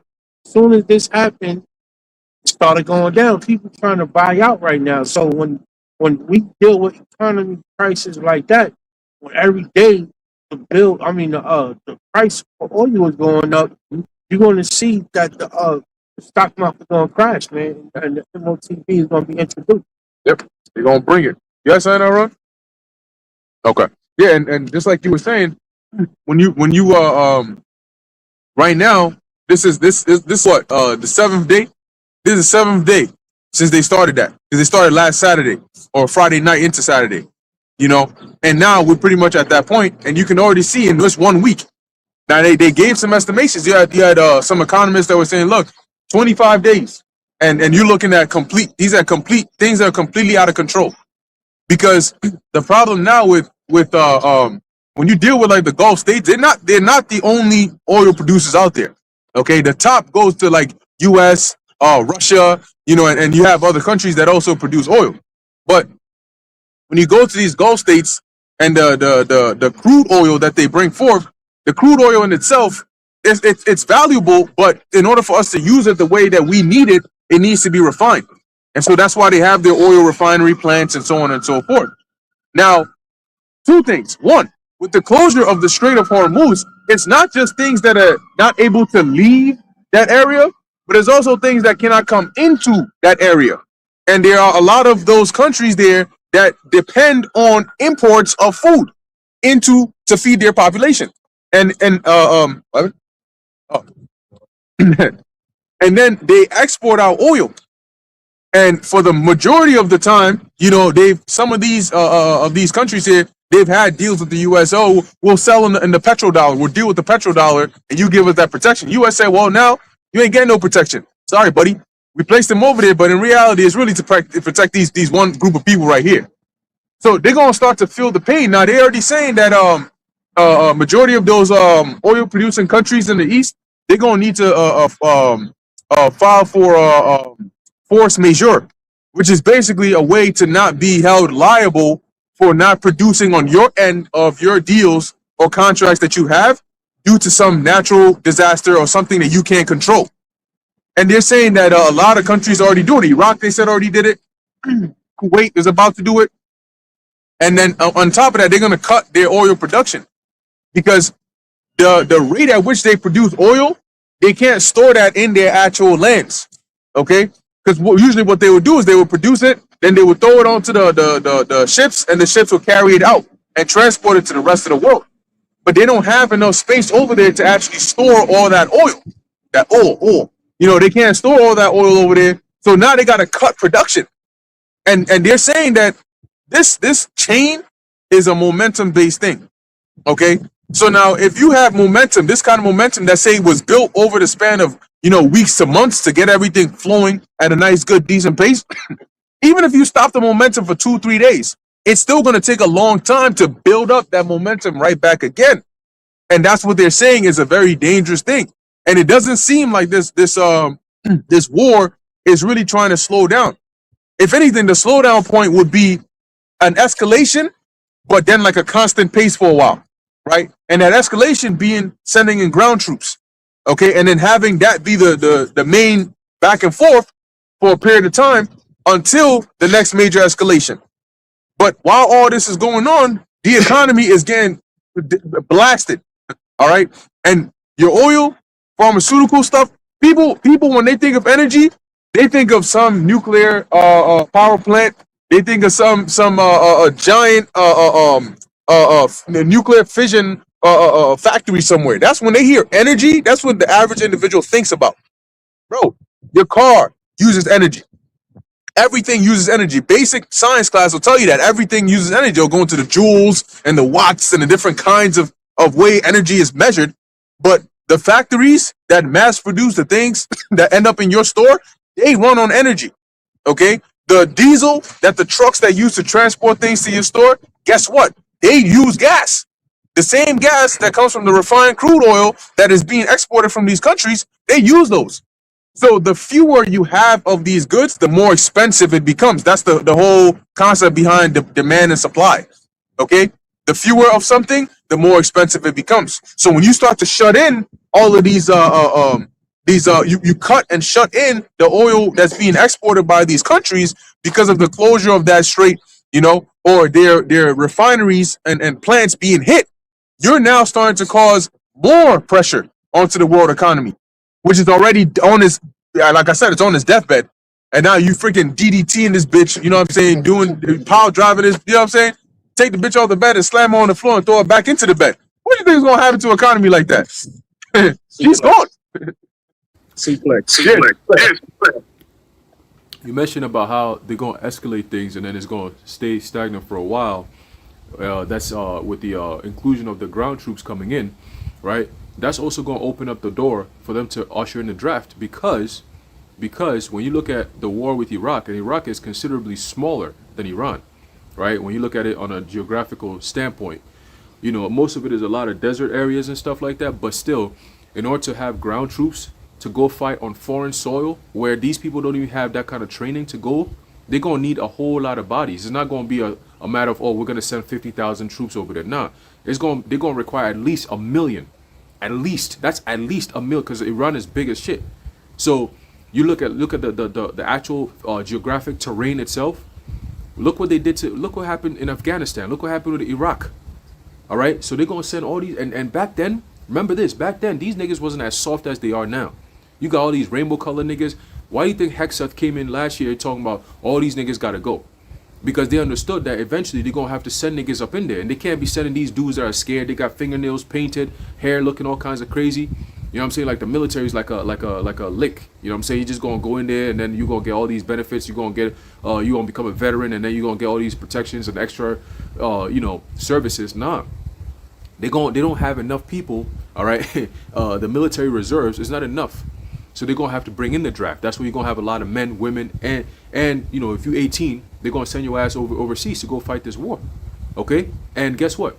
Once the economy gets really, really bad, you couple that in with a lot of these so-called T attacks that's gonna be happening to this place, they're gonna build up enough ammo within the people, right, to actually say, you know what? Shit, why not? Let's just go and defend our country, because if we don't, what are we gonna do?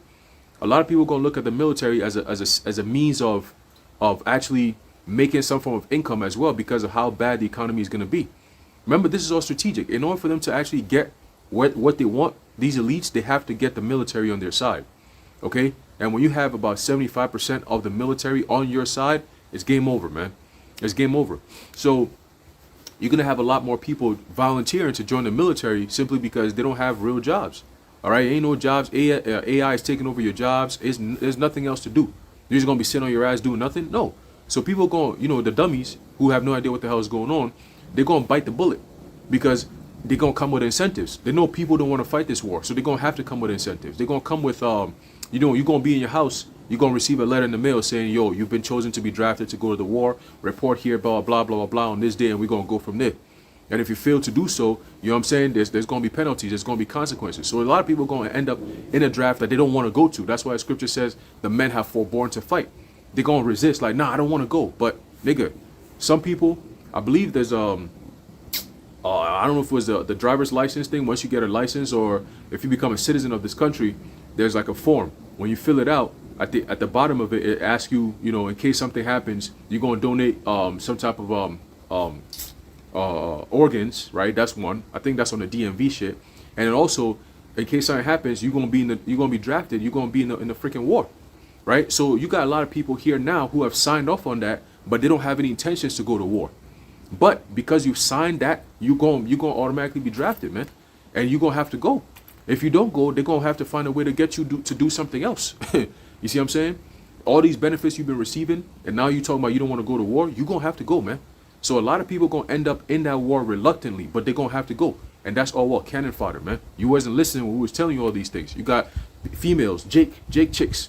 I talking about we just bombed Iran, they're doing all this dancing and all this shit. Have no idea what the hell is going on. And one of the chicks, she said, this is what I'm gonna do to Iran. Bah, bah, bah. And then she's doing an imitation, and her hands is going up in the air while she's doing the imitation. I said, it's over with. This is what's gonna be defending America. Iran gonna obliterate these niggas over there, man. The Lord is gonna obliterate all these whole ass niggas that's gonna end up over there, man. Armageddon, well, get ready for that. All right, y'all brothers got it. Get that? Yeah, on the economic front again, as the brother was saying, it says here, this is from Yahoo Finance. BlackRock fund limits withdrawals as redemptions rattle private credit. Okay, it says this is March 6th, breaking. BlackRock said on Friday it has limited withdrawals from a flagship debt fund after a surge in redemption requests as investor worries mount around the $2 trillion private credit industry. Shares of the world's largest asset manager fell 6.7% on the New York Stock Exchange amid a broader market sell-off after worse than expected U.S. jobs data and escalating U.S.-Israeli war against Iran. Now, just to break that down, they capped it at 5%, and people wanted to withdraw double. So essentially, that's an early form of a bank run. Yep. Because they're saying that they don't have confidence and they want their money back. And BlackRock is like, no, you can't have it back. So what does that mean? They're artificially making it so that the market doesn't crash, but essentially it's crashing. And the only thing that's holding it back is these caps and these different things. But even that's only going to last so long.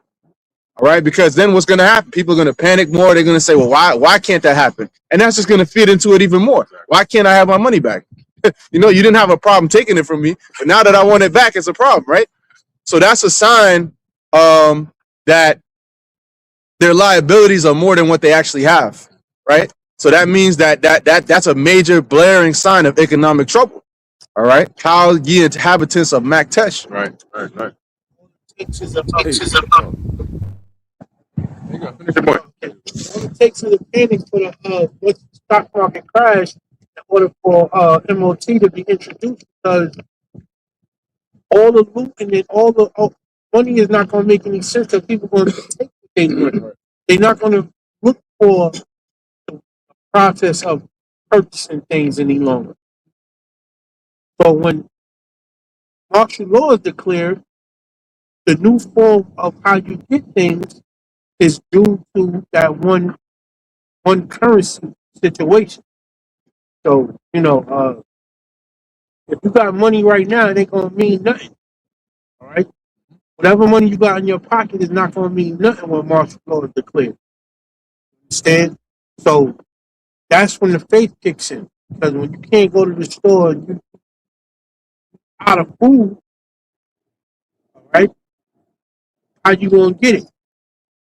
So this is what we teach.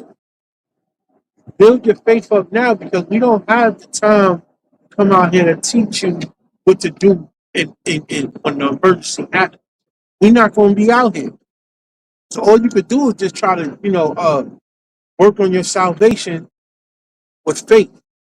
And but this is not no game. The MOTV is the biggest battle you're gonna have in your life. That's it. Yeah, and real quick, I just had a thought, but it's possible that they could do multiple Black Swan events, not just in America, but also in European countries as well.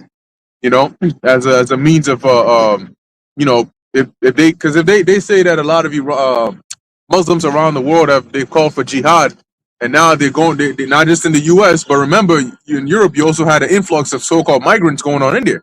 You know, so they could very well use that and be like, look, it's coordinated. You know, they did this here, they did that here, they did that here, and that the same kind of effect it would have here, it could definitely have over there in them countries as well. Yeah, like a global crisis. In Saudi Arabia, they caught those two Mossad agents. Yeah. That were attempting to bomb some shit out there. Sabotage, yep. So nothing out of you is panicking right now. Like, damn, the jig is up. Like, y'all got caught, and then when you get caught in a lie like that bad, the next thing is you got to divert attention. So some major shit's about to happen. Oh yeah, War criminal.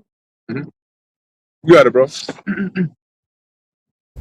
Hey, going back to the point Shiar brought out regarding BlackRock, right? People now at least know that BlackRock, you have BlackRock, State Street, and Vanguard. They're pretty much like, and then you got to add Blackstone in there as well, because Steven Schwarzman is making himself very well known in the evil side of things. But they pretty much run everything that is considered some form of part of the supply chain, right?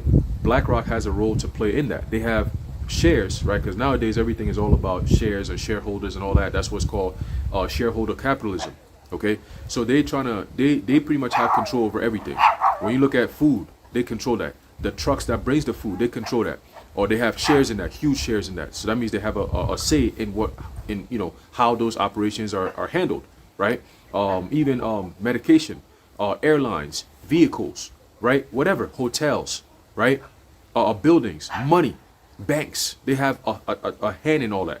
Okay, so once BlackRock is saying that, yo, we're gonna put a 5% cap, 5%. So that's not even going into what fractional reserve banking. They do at least 10%. At least 10%. 10% is you put $100 in there. In case something happens, you can only take out only $10 out of that shit, right? But BlackRock is saying, yo, to the investors, no, you can't pull out only till 5%. That's it. No more than that. Okay. So that's again like Ashiar said, that's a low key form of a bank run. But you wait till these regular banks like Chase's CEO, JP Morgan CEO, what's his name, Jamie Dimon. All right, that faggot. He said that there's going to be a cyber attack based on all this Iran situation, and it's going to affect the banks. Okay, so get ready for that. He said that shit. Okay, and he's a proponent of bringing in that CBDC, otherwise known as that digital currency, man. Okay, he's very much in lockstep with that shit. All right, he goes to these WEF meetings. He actually contributes on how they could bring these things about.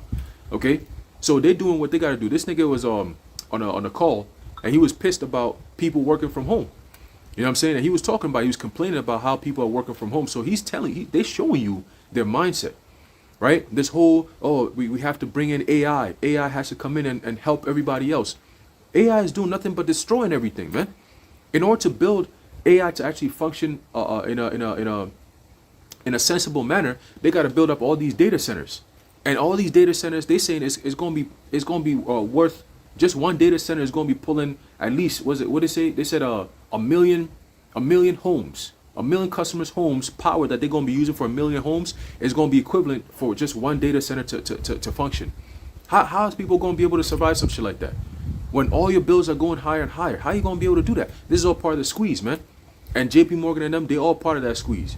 Okay, because it's not coincidence that all of them, all of a sudden, everyone jacks up their prices. Insurance goes up. This car insurance go up. Health insurance go up. Food go up. Everything, electricity, everything go up all at the same time. And then they'll blame it on Iran. Oh, Iran is doing this. That's why this is happening. No. This was happening before the Iran war. Who was paying $3 and some change for gas? All because, this is Ukraine. And then what happened with that? It died down a little bit. Okay? And then you saw two something for gas. Now it's back to 3. It ain't going back to 2. All right, because they bump it up, they hold it for a little bit, people calm down, people kind of adjust to it, and then some crazy shit happens and it goes back up again, and then the new high becomes the new normal. That's how it always becomes, man.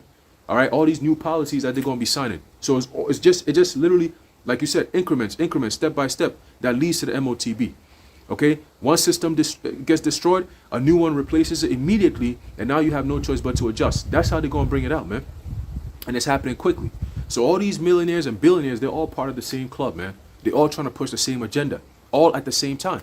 Okay, so get ready, man. Get ready, yo. Listen, man. With the way things are going, with this whole Iran thing, domestically, you have to be very, very cognizant of any change that may happen. People can't be sitting around like old times where it's like, oh, this happened and we're just gonna go back to normal. Nah, bro. Everything from here on out, you gotta put the pieces together. Okay, because it's all intertwined. If all of a sudden you start hearing pandemic stuff, understand what time that's you know what time it is. Okay, because your house I talked about pestilences. All right, when you hear of bank runs, right, or the bank something happens, cyber attack, whatever the case may be, understand it's going to affect you as well. We're no longer living in those days where you hear things happening and you just chilling at your house and ain't nothing gonna happen to you. No, now everything that happens around the world, everything is interconnected. You gonna some way somehow be affected by it, especially if you're here in America. Because guess what? Because of your leaders, everybody fucking hates America. So anything they're gonna do to press on America, they're gonna do, man. All right, they're gonna do, including BB Yahoo and his plans to nuke New York, Boston, what's the state that he said? He said DC, okay, and then he also said Florida. All right, these states, he said, oh, Iranians, they can hit it. Yeah, we know what time it is, man. We know what's going on. He spoke in code and he was smiling when he was speaking. All right, so we pick out on a few things, man. So just understand, if there's gonna be some type of attack, look at New York, look at Boston, right? Massachusetts, look at DC, and then look at Miami or Florida as a total. Okay, these are major points that they're looking to hit. And if they do, it's going to disrupt everything here in America. Everything, because it's all interconnected. Okay? If they hit New York right now, forget about it. Stock market is up in flames. And it's over with. You see what I'm saying? So there's a lot of things that could play out. And we have a whole lot of year to go. We're in what, March? Yeah, days are flying, but we got a whole lot. If you see what's going on from January to now, you could just see all the cards are laid out. You see what I'm saying? And there's only a matter of time before they start playing out one after the other. You pick up one card, oh, that's prophecy. One card, oh, that's this prophecy. Oh, that's prophecy. And it all lines up, okay? Leading to the MOTB, man. And it's fast approaching. All right? Your brothers got it. Where we at?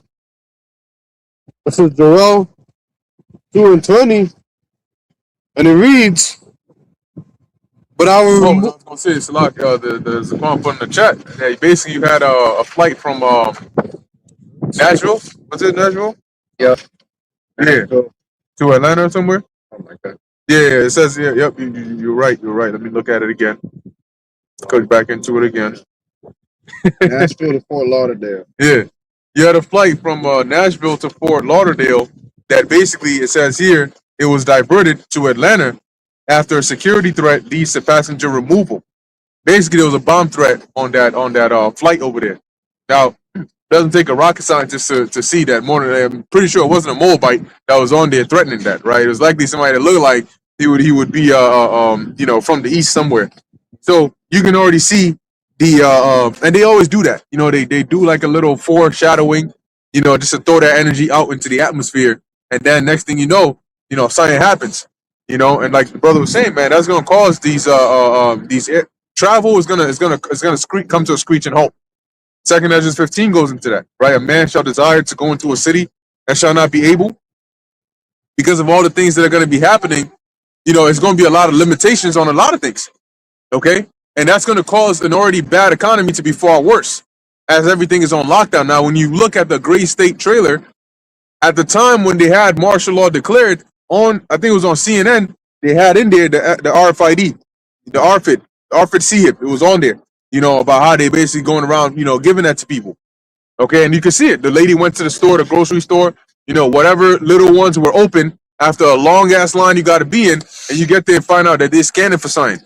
You're gonna see that. One of these, you're gonna go in there, you're like, yo, all right, what's going on? You get to the front, you start seeing what the hell are they doing over there? Oh, they scanning their hands? You know what I'm saying? Hey, what's going on? When did they start doing that? Well, then that's when you find out. Right this way. Do you have your nope? Okay, right this way. There's gonna be a nice officer with his gun right here waiting for you. Come on here with us, sir. Yeah, can you show some identification? What you mean? It's a grocery store, nigga. What the fuck you talking about? Right. Go find out. And with these T attacks, they might pop up with a dude with a beard that looks like Shaq Right. and say he's the one that did it. Yeah. The property of Allah. Yeah. You know what I'm saying? That's the other side. Straight madness. Yep. And next thing you know, they're gonna paint with because that's what they do. They paint with a broad brush. You know, and they're gonna try to come from a lot, you know, with a lot of different tactics, but it's all to naught. You know, because it's all controlled by the Lord anyway. Right. Let's go back to that. It's the book of Joel, chapter 2 and 20, and it reads, "But I'll remove far off from you the northern army, And the Northern Army is the U.S. Army. Okay, North America. Go ahead. and will drive him into a land barren and desolate, So when they're removed, where they gonna go? They're gonna go into that land barren and desolate, which is over there in the east. Go ahead. with his face toward the east sea, Mm-hmm. and his hinder part toward the utmost sea. And his stink shall come up, and his ill savor shall come up, because he have done great things." And that's that region where you're seeing tensions being built up over there right now. So the Lord said that at some point, what's going to happen is He's going to cause the deployment, because that's the removing. Why would the U.S. Army be removed from their land? And they're already saying that they're telling I forgot the group that it was, but they're basically giving them deployment orders. You know, that's what the rumors are, that they're giving them deployment orders. That no, the U.S. Yeah, so it's a certain division. Some battalion. Yeah, some battalions. Yep, to be ready. You know, because at some point they're going to say, look, you're going to need to go up in there. So we know that according to biblical prophecy, all right, which is one of many, that the Lord is going to have these not just the U.S. troops, but Russian troops. Okay. And also other troops, Turkey and all of them, they're all gonna gather over there. That's how's the Lord gonna gather the nations to the valley of Jehoshaphat if none of them actually ever show up over there? Chinese. Right, the Chinese, you know, the Arab countries. It wouldn't be a gathering of the nations if nobody showed up. So they're all gonna show up, but they're not like Russia ain't gonna just jump in there. They already said Iran didn't ask for them to intervene on that level. But Iran, they said that, yeah, we're in continual talks and working with them, but it's not at the point right now where we need them to come in here and do anything. So Russia ain't just going to jump in there immediately, no. But once they see, okay, oh, are you trying to bring in U.S. troops? Oh, you bringing in the troops from Britain and UK and France? Oh, okay, so it's a party now. Okay. So now, as it escalates, that's what's going to draw. When you look at even the old wars, the U.S. didn't join, what was it, World War II from the jump? They came in close to the end. So that's the succession. It's a vortex, all right. And more nations are going. And that's when Kim Jong-un, that's suffering from peace, you know, over there. You gonna fly in there quick. You forget the fighter jet. He gonna be sitting on the rocket. You know what I'm saying? As it comes down, You gonna get deployed too. yeah, he over there clicking the pad, just waiting. Lead his troops in the battle. Lead his troops. He can't wait. He's like, give me the word.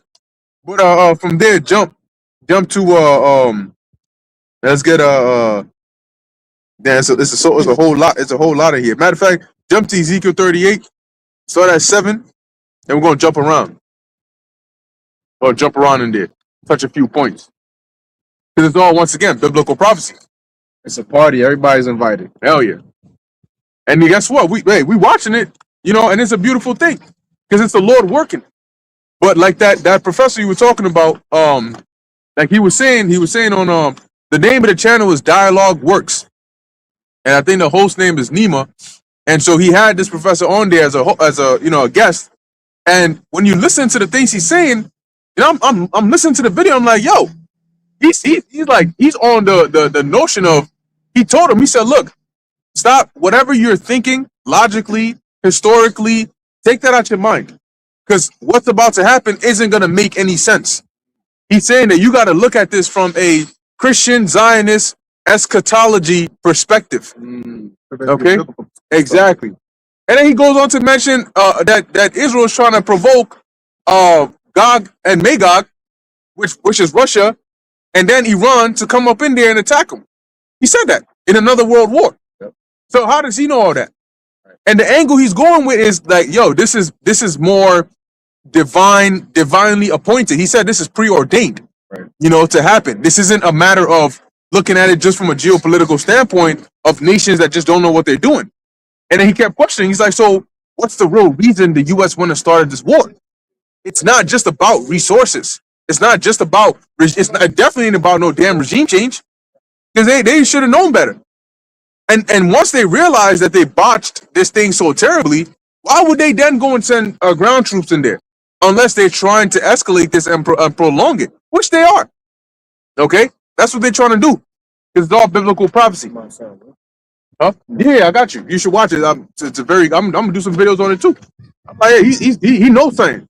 The first time he said it, I'm like, oh, because it's like you're watching the interview, and then right when it gets to halfway, the questions, the way he starts answering the questions is like a complete twist. You're like, oh shit, he took that joint straight, ran with it. He said, look, I can't say too much because people gonna think I'm crazy. He starts mentioning how the perception of power is different. He said, look, the way you think power works is probably incorrect. And then he goes into the EP files. He goes into EP files. He's like, look at the dynamic and how they're dealing with each other. Them Bill Gates and them they're not in power. They're asking somebody else who's on a higher power to aid them, on what to do. So he's like, look, there are people, and he's hinting at the global elites, okay? And he's like, there are people who I wouldn't be surprised if they're controlling not just the West but the East as well. And that's what they are doing. They're orchestrating it because the way these elites work is they're not going to let if they got spies in Putin's cabinet and they got spies in the Iranian they're in their order. They're not going to let them know that they're on the same side. They're from the same puppet ruler as the ones controlling the West. Then the jig is up. So that's the agent tours. It literally says in Albert Pike's letter, the agent tours of the Illuminati are going to spark this tension between the political Zionists and the Arab Muslim world. That's what they've done for World War One.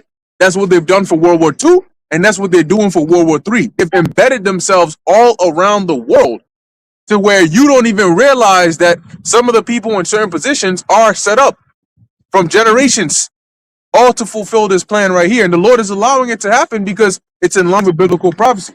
Yes, Aaron? He in that Balaam spirit. Okay. He's in that Balaam spirit. Yeah, Professor. Yeah. I was gonna say what you're saying sounds like essentially I don't know how much you remember Transformers, the third one, The Dark of the Moon.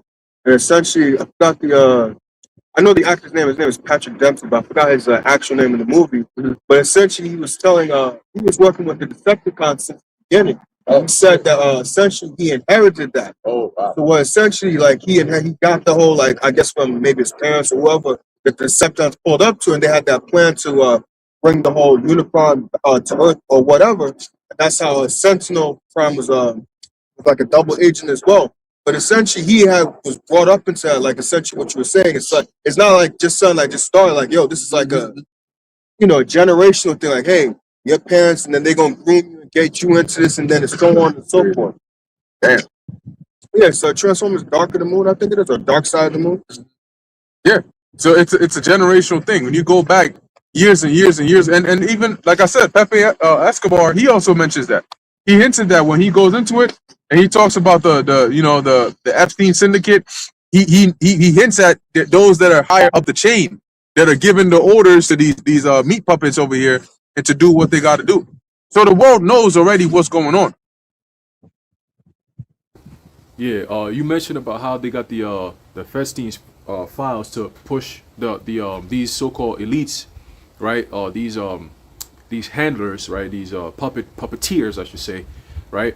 To push them in the direction in which they want, right? The Trumps, the Gates of the world, all these different people that are put in front of people to think that they got money. Elon Musk, all of them, they all what's the word? Compromised, and it kind of goes back to prior to World War One with Woodrow Wilson. They did the same thing with him, right? Which is basically blackmailing him, right? I believe the guy's name was Justice Brandeis. All right, and he was he's of course appointed by the Jays, all right, to be in the Supreme Court. And what he did was he was also part of those who blackmailed Woodrow Wilson, along with I think his name is Mandel House. All right, he was also an insider, Okay, so you always have insiders that are always with the presidents, right? Like today, you got Howard Lutnick. He's an insider who's with the president side by side. Okay, and he's always smiling, pushing us all these different things. But Trump, they holding him by the balls, man. He's not as powerful as he thinks he is. All right, they just used him because he's a power hungry nigga. Even Noah Harari said that shit back before Trump even became president again the second term. He said it. He said Trump is all about power, and he's the perfect guy they're gonna use because they could promise him all those powers.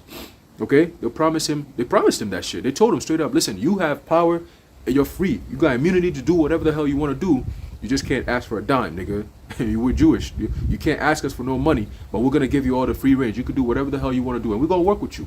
Work with us. We work with you. Don't ask for no fucking money though, nigga. And that's the power you get. Full autonomy. Do what you got to do. And if any point in time you decide you want to back out of this deal, guess what? You see this Epstein file stuff right here with your name all over it? You see this right here? We're going to use that against you.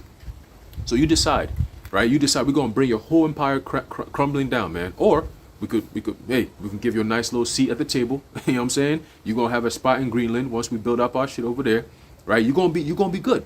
Plus, we're going to make you a king, right? We look at you like you're the King Cyrus. Like you back. You know what I'm saying? So help us so we can help you.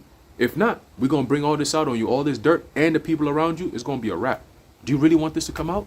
You see? So with Woodrow Wilson for World War One, all they did was blackmail him about some chick that he was dealing with back in freaking high school shit. Like, oh, it's just a college girl. You know, we just, you know what I'm saying? We doing our thing, like regular shit. They brought that shit back on him like, yo, we could bring this out if you want. I mean, you do what we got to say, or you know what I'm saying? We're going to show you what to do from now, right? And what did he do? He lied to Congress and got America into World War One, okay? Because they told him if you don't do it, this is what's going to happen to you and your country, okay? So it's the same thing. All these presidents, all of them, they all have so-called major interests in the Middle East. Why? It's not because of America. It's because Israel. That's as simple as it gets. Every single war president was influenced by Israel. All right, they're all bought and paid for by Israel. They're controlled by the Zionists, man. That's it's as simple as it gets. And you were mentioning something about these elites going back to the Rothschilds and them. Soon you're going to start seeing a lot of light being shined specifically on the Rothschild family, who they are, what they stand for, what their line goes back to, and it all going to go back to the scriptures because people are listening to the prophets. You're going to start hearing Rothschild. You're going to start hearing Red Shield. You're going to start hearing Edom, right? The Shield of Edom. You're going to be hearing it. The satanic shit they all get into. Guess what? The Rothschild's name is all in the Epstein files, man. Okay, what's her name? Ariane de Rothschild. She's part of them shits, man. Okay, hand in hand with the presidents, Bill Clinton and all of them. They all part of this shit, man. Okay, so this is a satanic cabal that's being exposed by Howard Shimmy Hawashai. And people are still sitting around playing games, man. This shit is about to get real crazy, real nasty, real eerie, real spooky. All right, that's what's coming. Yeah, bro's got it. Yeah, spooky means strange and eerie. There you go. Liz Beck did a interview. Did y'all see it? I'm not sure. What was it about? Thanks, sir. He created George Washington I did see it. AI Okay. of George Washington and tried to have an intellectual conversation with him about justifying this war right now. And that's the pride in Esau to try to make it seem like what they doing is heroic in a sense. Same way that George Washington was supposed to have heroically claimed America or won America from the elites or the Europeans, is how they trying to say that, you know, Trump is heroically winning a war for America. But the pride in them, they just using that as an excuse to really like do what they doing, which is considered criminal. It's a criminal act for what they doing. All right. So when they get done with all of this, the justification for the Lord coming back and judge them is a criminal act. Just like with any other prosecutor or judge, a lawyer trying the case as far as with a criminal is involved, they're gonna point out where the crime was committed, and they're gonna see because right now America just looking at the world is just looking at it as this man is making bad decisions and all that. But he's representing a whole nation. He's representing the nation of Edom who does things in a way where, they just break, rob, and pillage wherever they go. That's their nature. So, their judgment is coming, man. What's going on right now is, like I said, a criminal act. So 2 Corinthians 11 and 13. For such are false apostles, deceitful workers, transforming themselves into the apostles of Hamashiach. And no marvel, for Satan himself is transformed into an angel of light. Therefore, it is no great thing if his ministers also be transformed as the ministers of righteousness, whose end shall be according to their works. And just laying back and off the brother DeBar's point, that's what they do. They portray themselves as being ministers of light. They portray themselves as being a righteous cause, a just cause.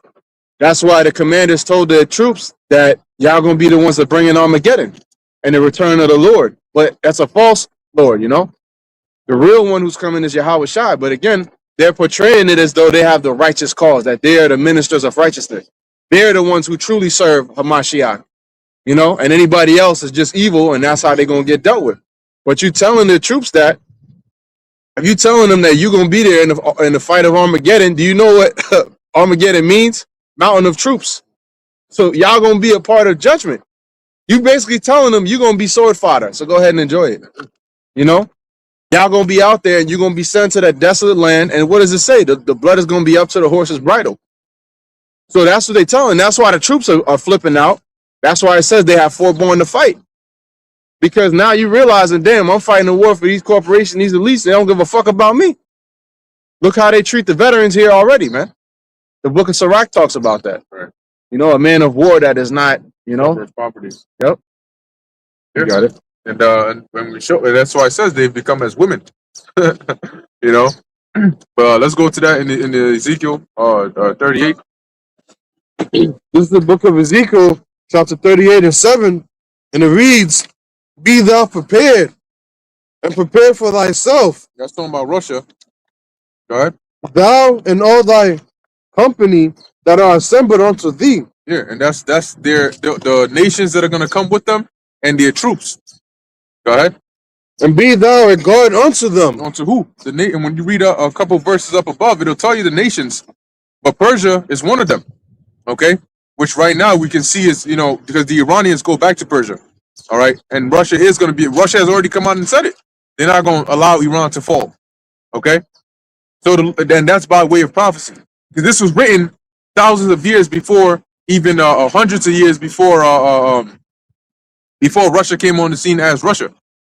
Okay? Go ahead. Jump to verse 9. Verse 9, "Thou shalt ascend and come like a storm." So what's that talking about? They're troops.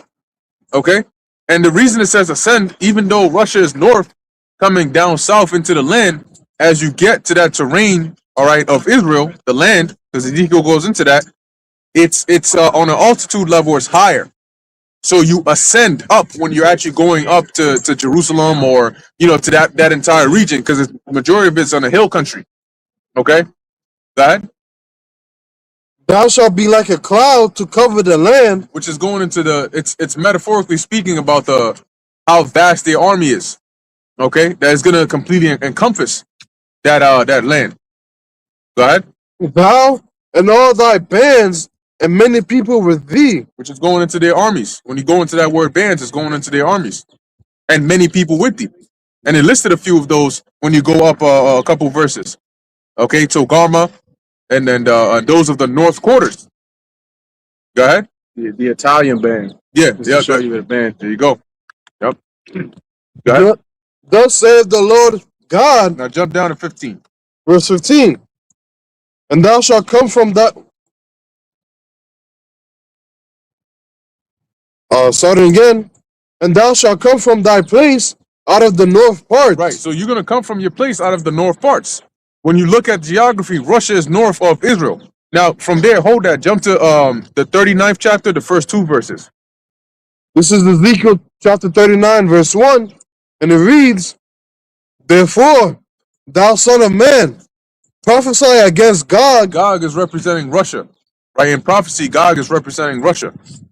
Go ahead. and say, Thus saith the Lord God, Behold, I am against thee, O Gog, the chief prince of Meshach and Tubal, Mm-hmm. and I will And then turn Apostle Hall broke that down. Right? And there's a reason why it mentions them as being the chief prince, because he broke that down, how that goes back to the Hebrew Russia. The chief goes back to the Hebrew Ra'ash, which means head. And the prince in the Hebrew is Shar. Okay? So Ra'ash Shar is where you get Russia, or Russia as in modern tense. Go ahead. and I will turn thee back and leave but the sixth part of thee, Yeah, and that's going into a sixth part of their army. Go ahead. and will cause thee to come up from the north parts, That we started in Ezekiel 38, right? To come up from the north parts. Go ahead. and will bring up thee upon the mountains of Israel. So they're gonna come. That's good. That's good on that. Now jump back to Ezekiel 38:15, where we at. So the Lord is gonna cause them to bring a certain portion of their army, which is called deployment, into the land of it to take over that land. That's gonna be a part of that war. Now, why would Russia just go by themselves up in there? It doesn't make sense, right?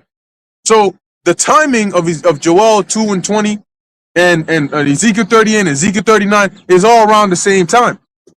Okay, because you send your troops in there and they're trying to go do a ground invasion in Iran. Of course, I'm gonna come in there and back them up. That's what the Lord said. Russia doesn't have a choice. They got to get involved in this war because the Lord says so. We read that in Ezekiel 39:1. Thus saith the Lord. So the Heavenly Father's controlling them, and we read that in Proverbs 21:1, that He's putting it into their minds the right time for them to be that guard. That's Russia's role in prophecy. They got to be a guard. Now, eventually, in Ezekiel 38, it goes into how they're going to have an evil thought and say, let me go up to the land of unwalled villages. So eventually, they're going to have that evil thought, and they're going to say, that professor said that on there. He said, because Nima asked him, do you think this war can go nuclear?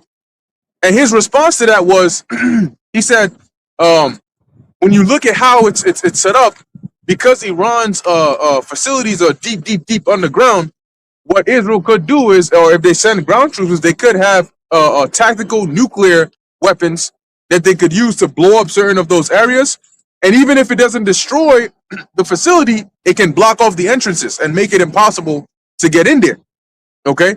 So, and then he mentioned that this is a possibility that Russia might include Iran under their nuclear umbrella, and say that any nuclear attack on Iran will be taken as a nuclear attack on Russia. And Well, if you do that, he will respond in turn, I got to go, with a nuclear response to Europe and to America and to its allies. You got it. and that'll be fulfilling them being a guard onto Persia, right there.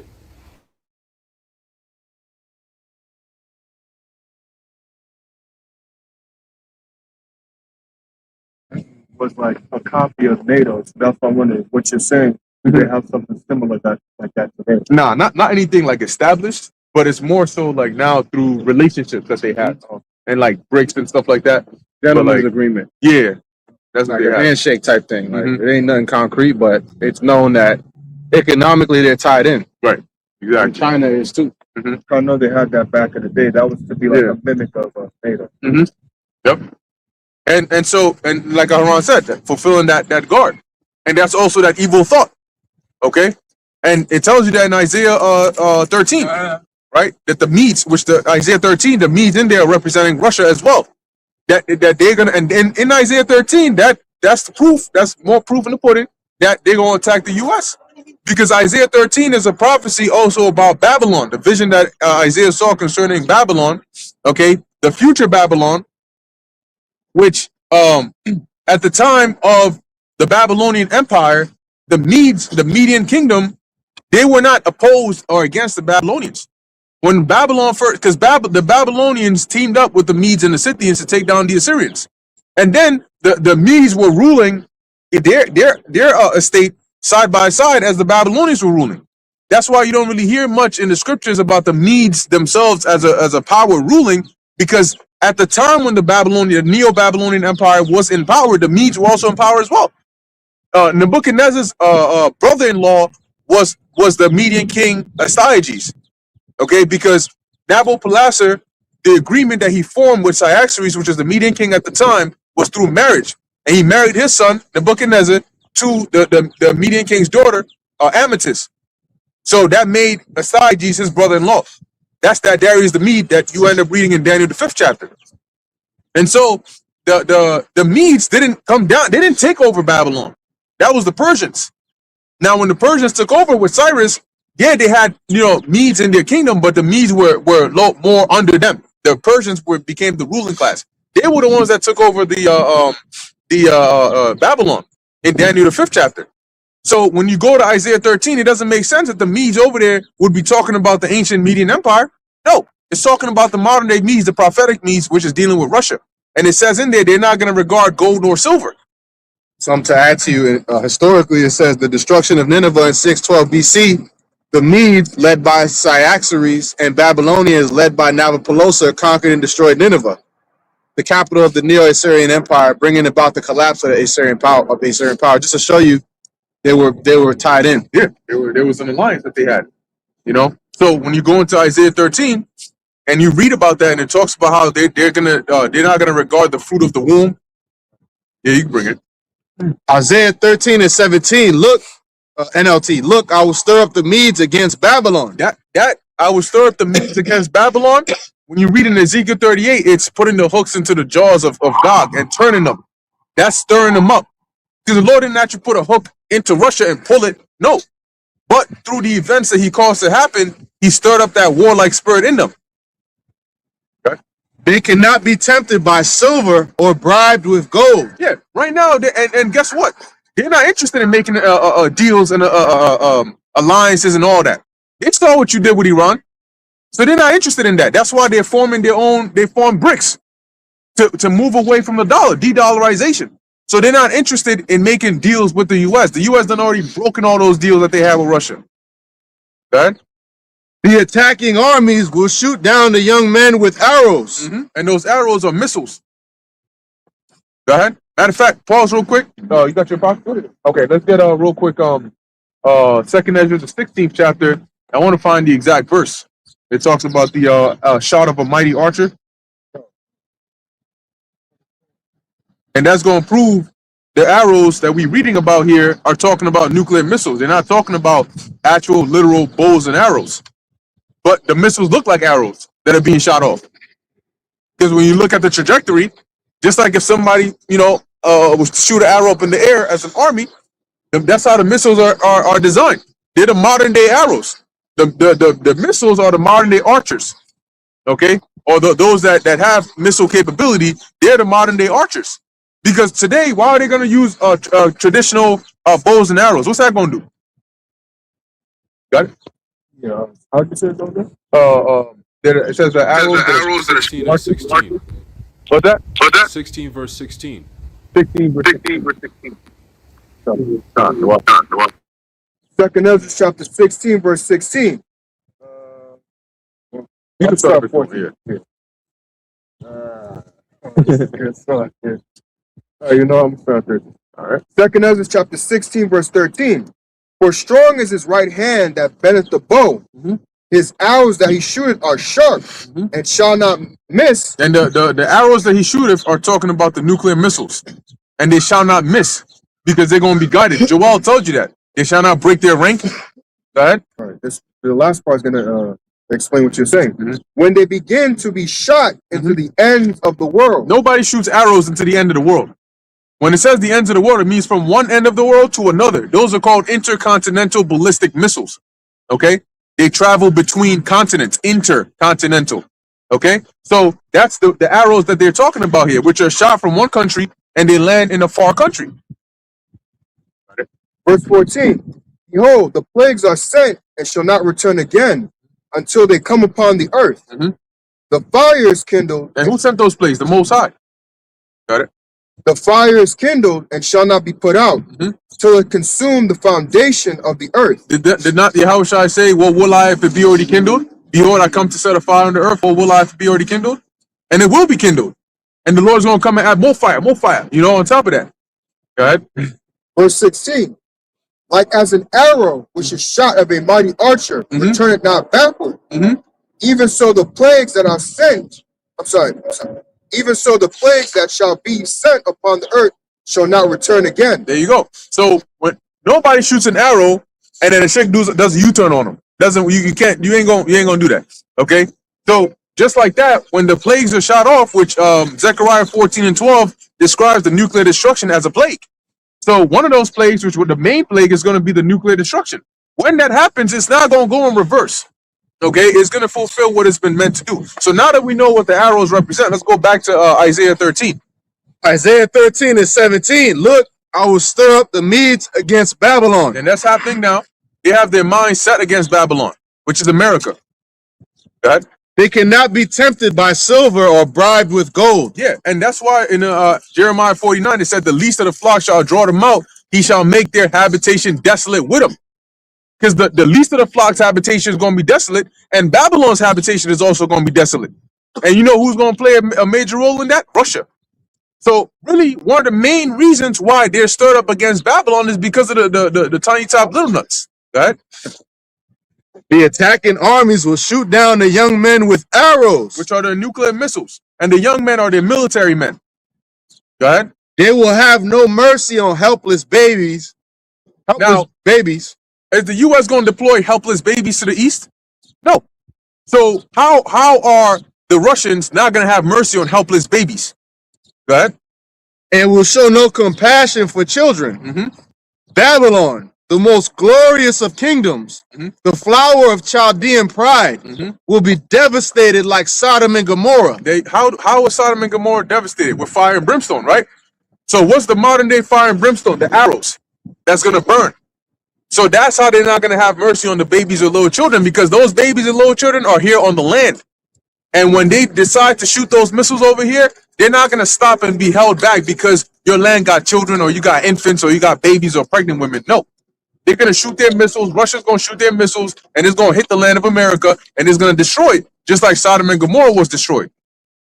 There's more on that? When God destroyed them. When God destroyed them.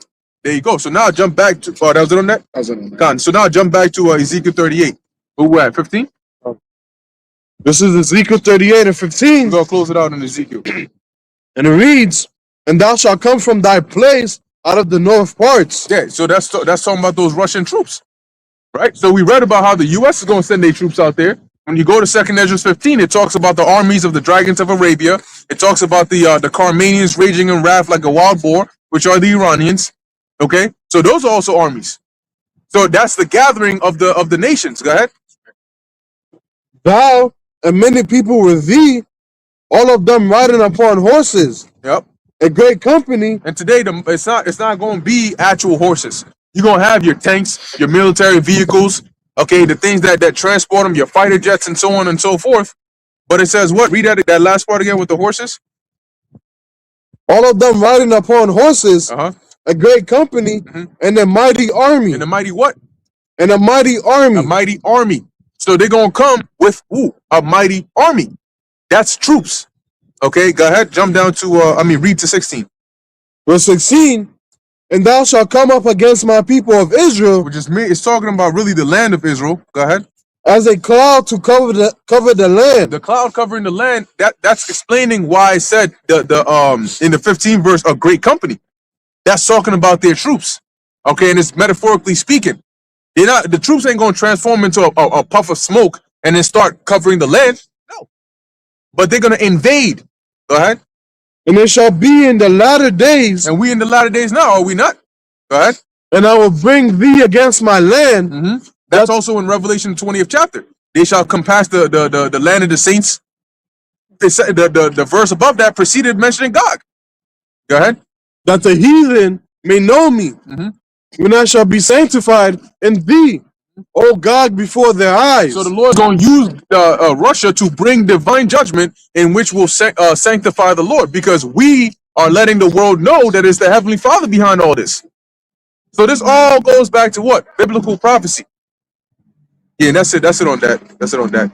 But the whole point is, the Bible goes into it and shows you that according to Bible prophecy, this war is you're gonna have those troops on the ground. You're gonna have boots on the ground. Okay, and they're gonna go at it but eventually it's going to go nuclear. All right. But we know that before the nuclear part, we're going to have the MOTB put out on the earth. So it makes sense.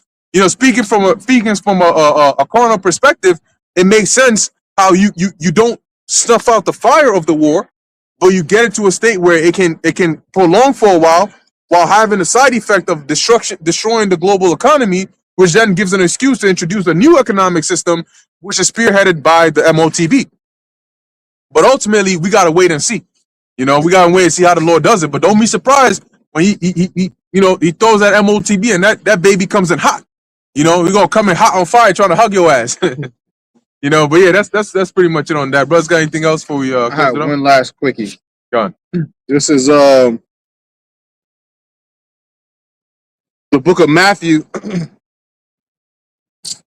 Matthew 16:1. The Pharisees also with the Sadducees came and tempting desired him that he would shew them a sign from heaven. He answered and said unto them, when it is evening, ye say it will be fair weather, for the sky is red, and in the morning it will be foul weather today, for the sky is red and lowering. O ye hypocrites, ye can discern the face of the sky, but can ye not discern the signs of the times? So, you know, just tying everything the brothers mentioned, all these prophecies, end time prophecies. You see all of these different nations making moves. That's part of us discerning the signs of the times. All right. So if you can discern the face of the sky, they told us about winter storms and different things and the seasonal changes. All right. Then you should be able to discern the signs of the times. So if the spirit is working with you, you're going to see that we're at the time of the end. And that's basically it, man. That's it. All right. So beautiful. I'm going to end it there. Lord willing, that was edifying to the elect and pleasing to Yahweh Ba'Shem Yahushai. Closing, we want to give all praises, honor, and glory to Yahweh Ba'Shem Yahushai Ba'Shem Rachak Kodash. And until next time, Shalom. Oops, my bad.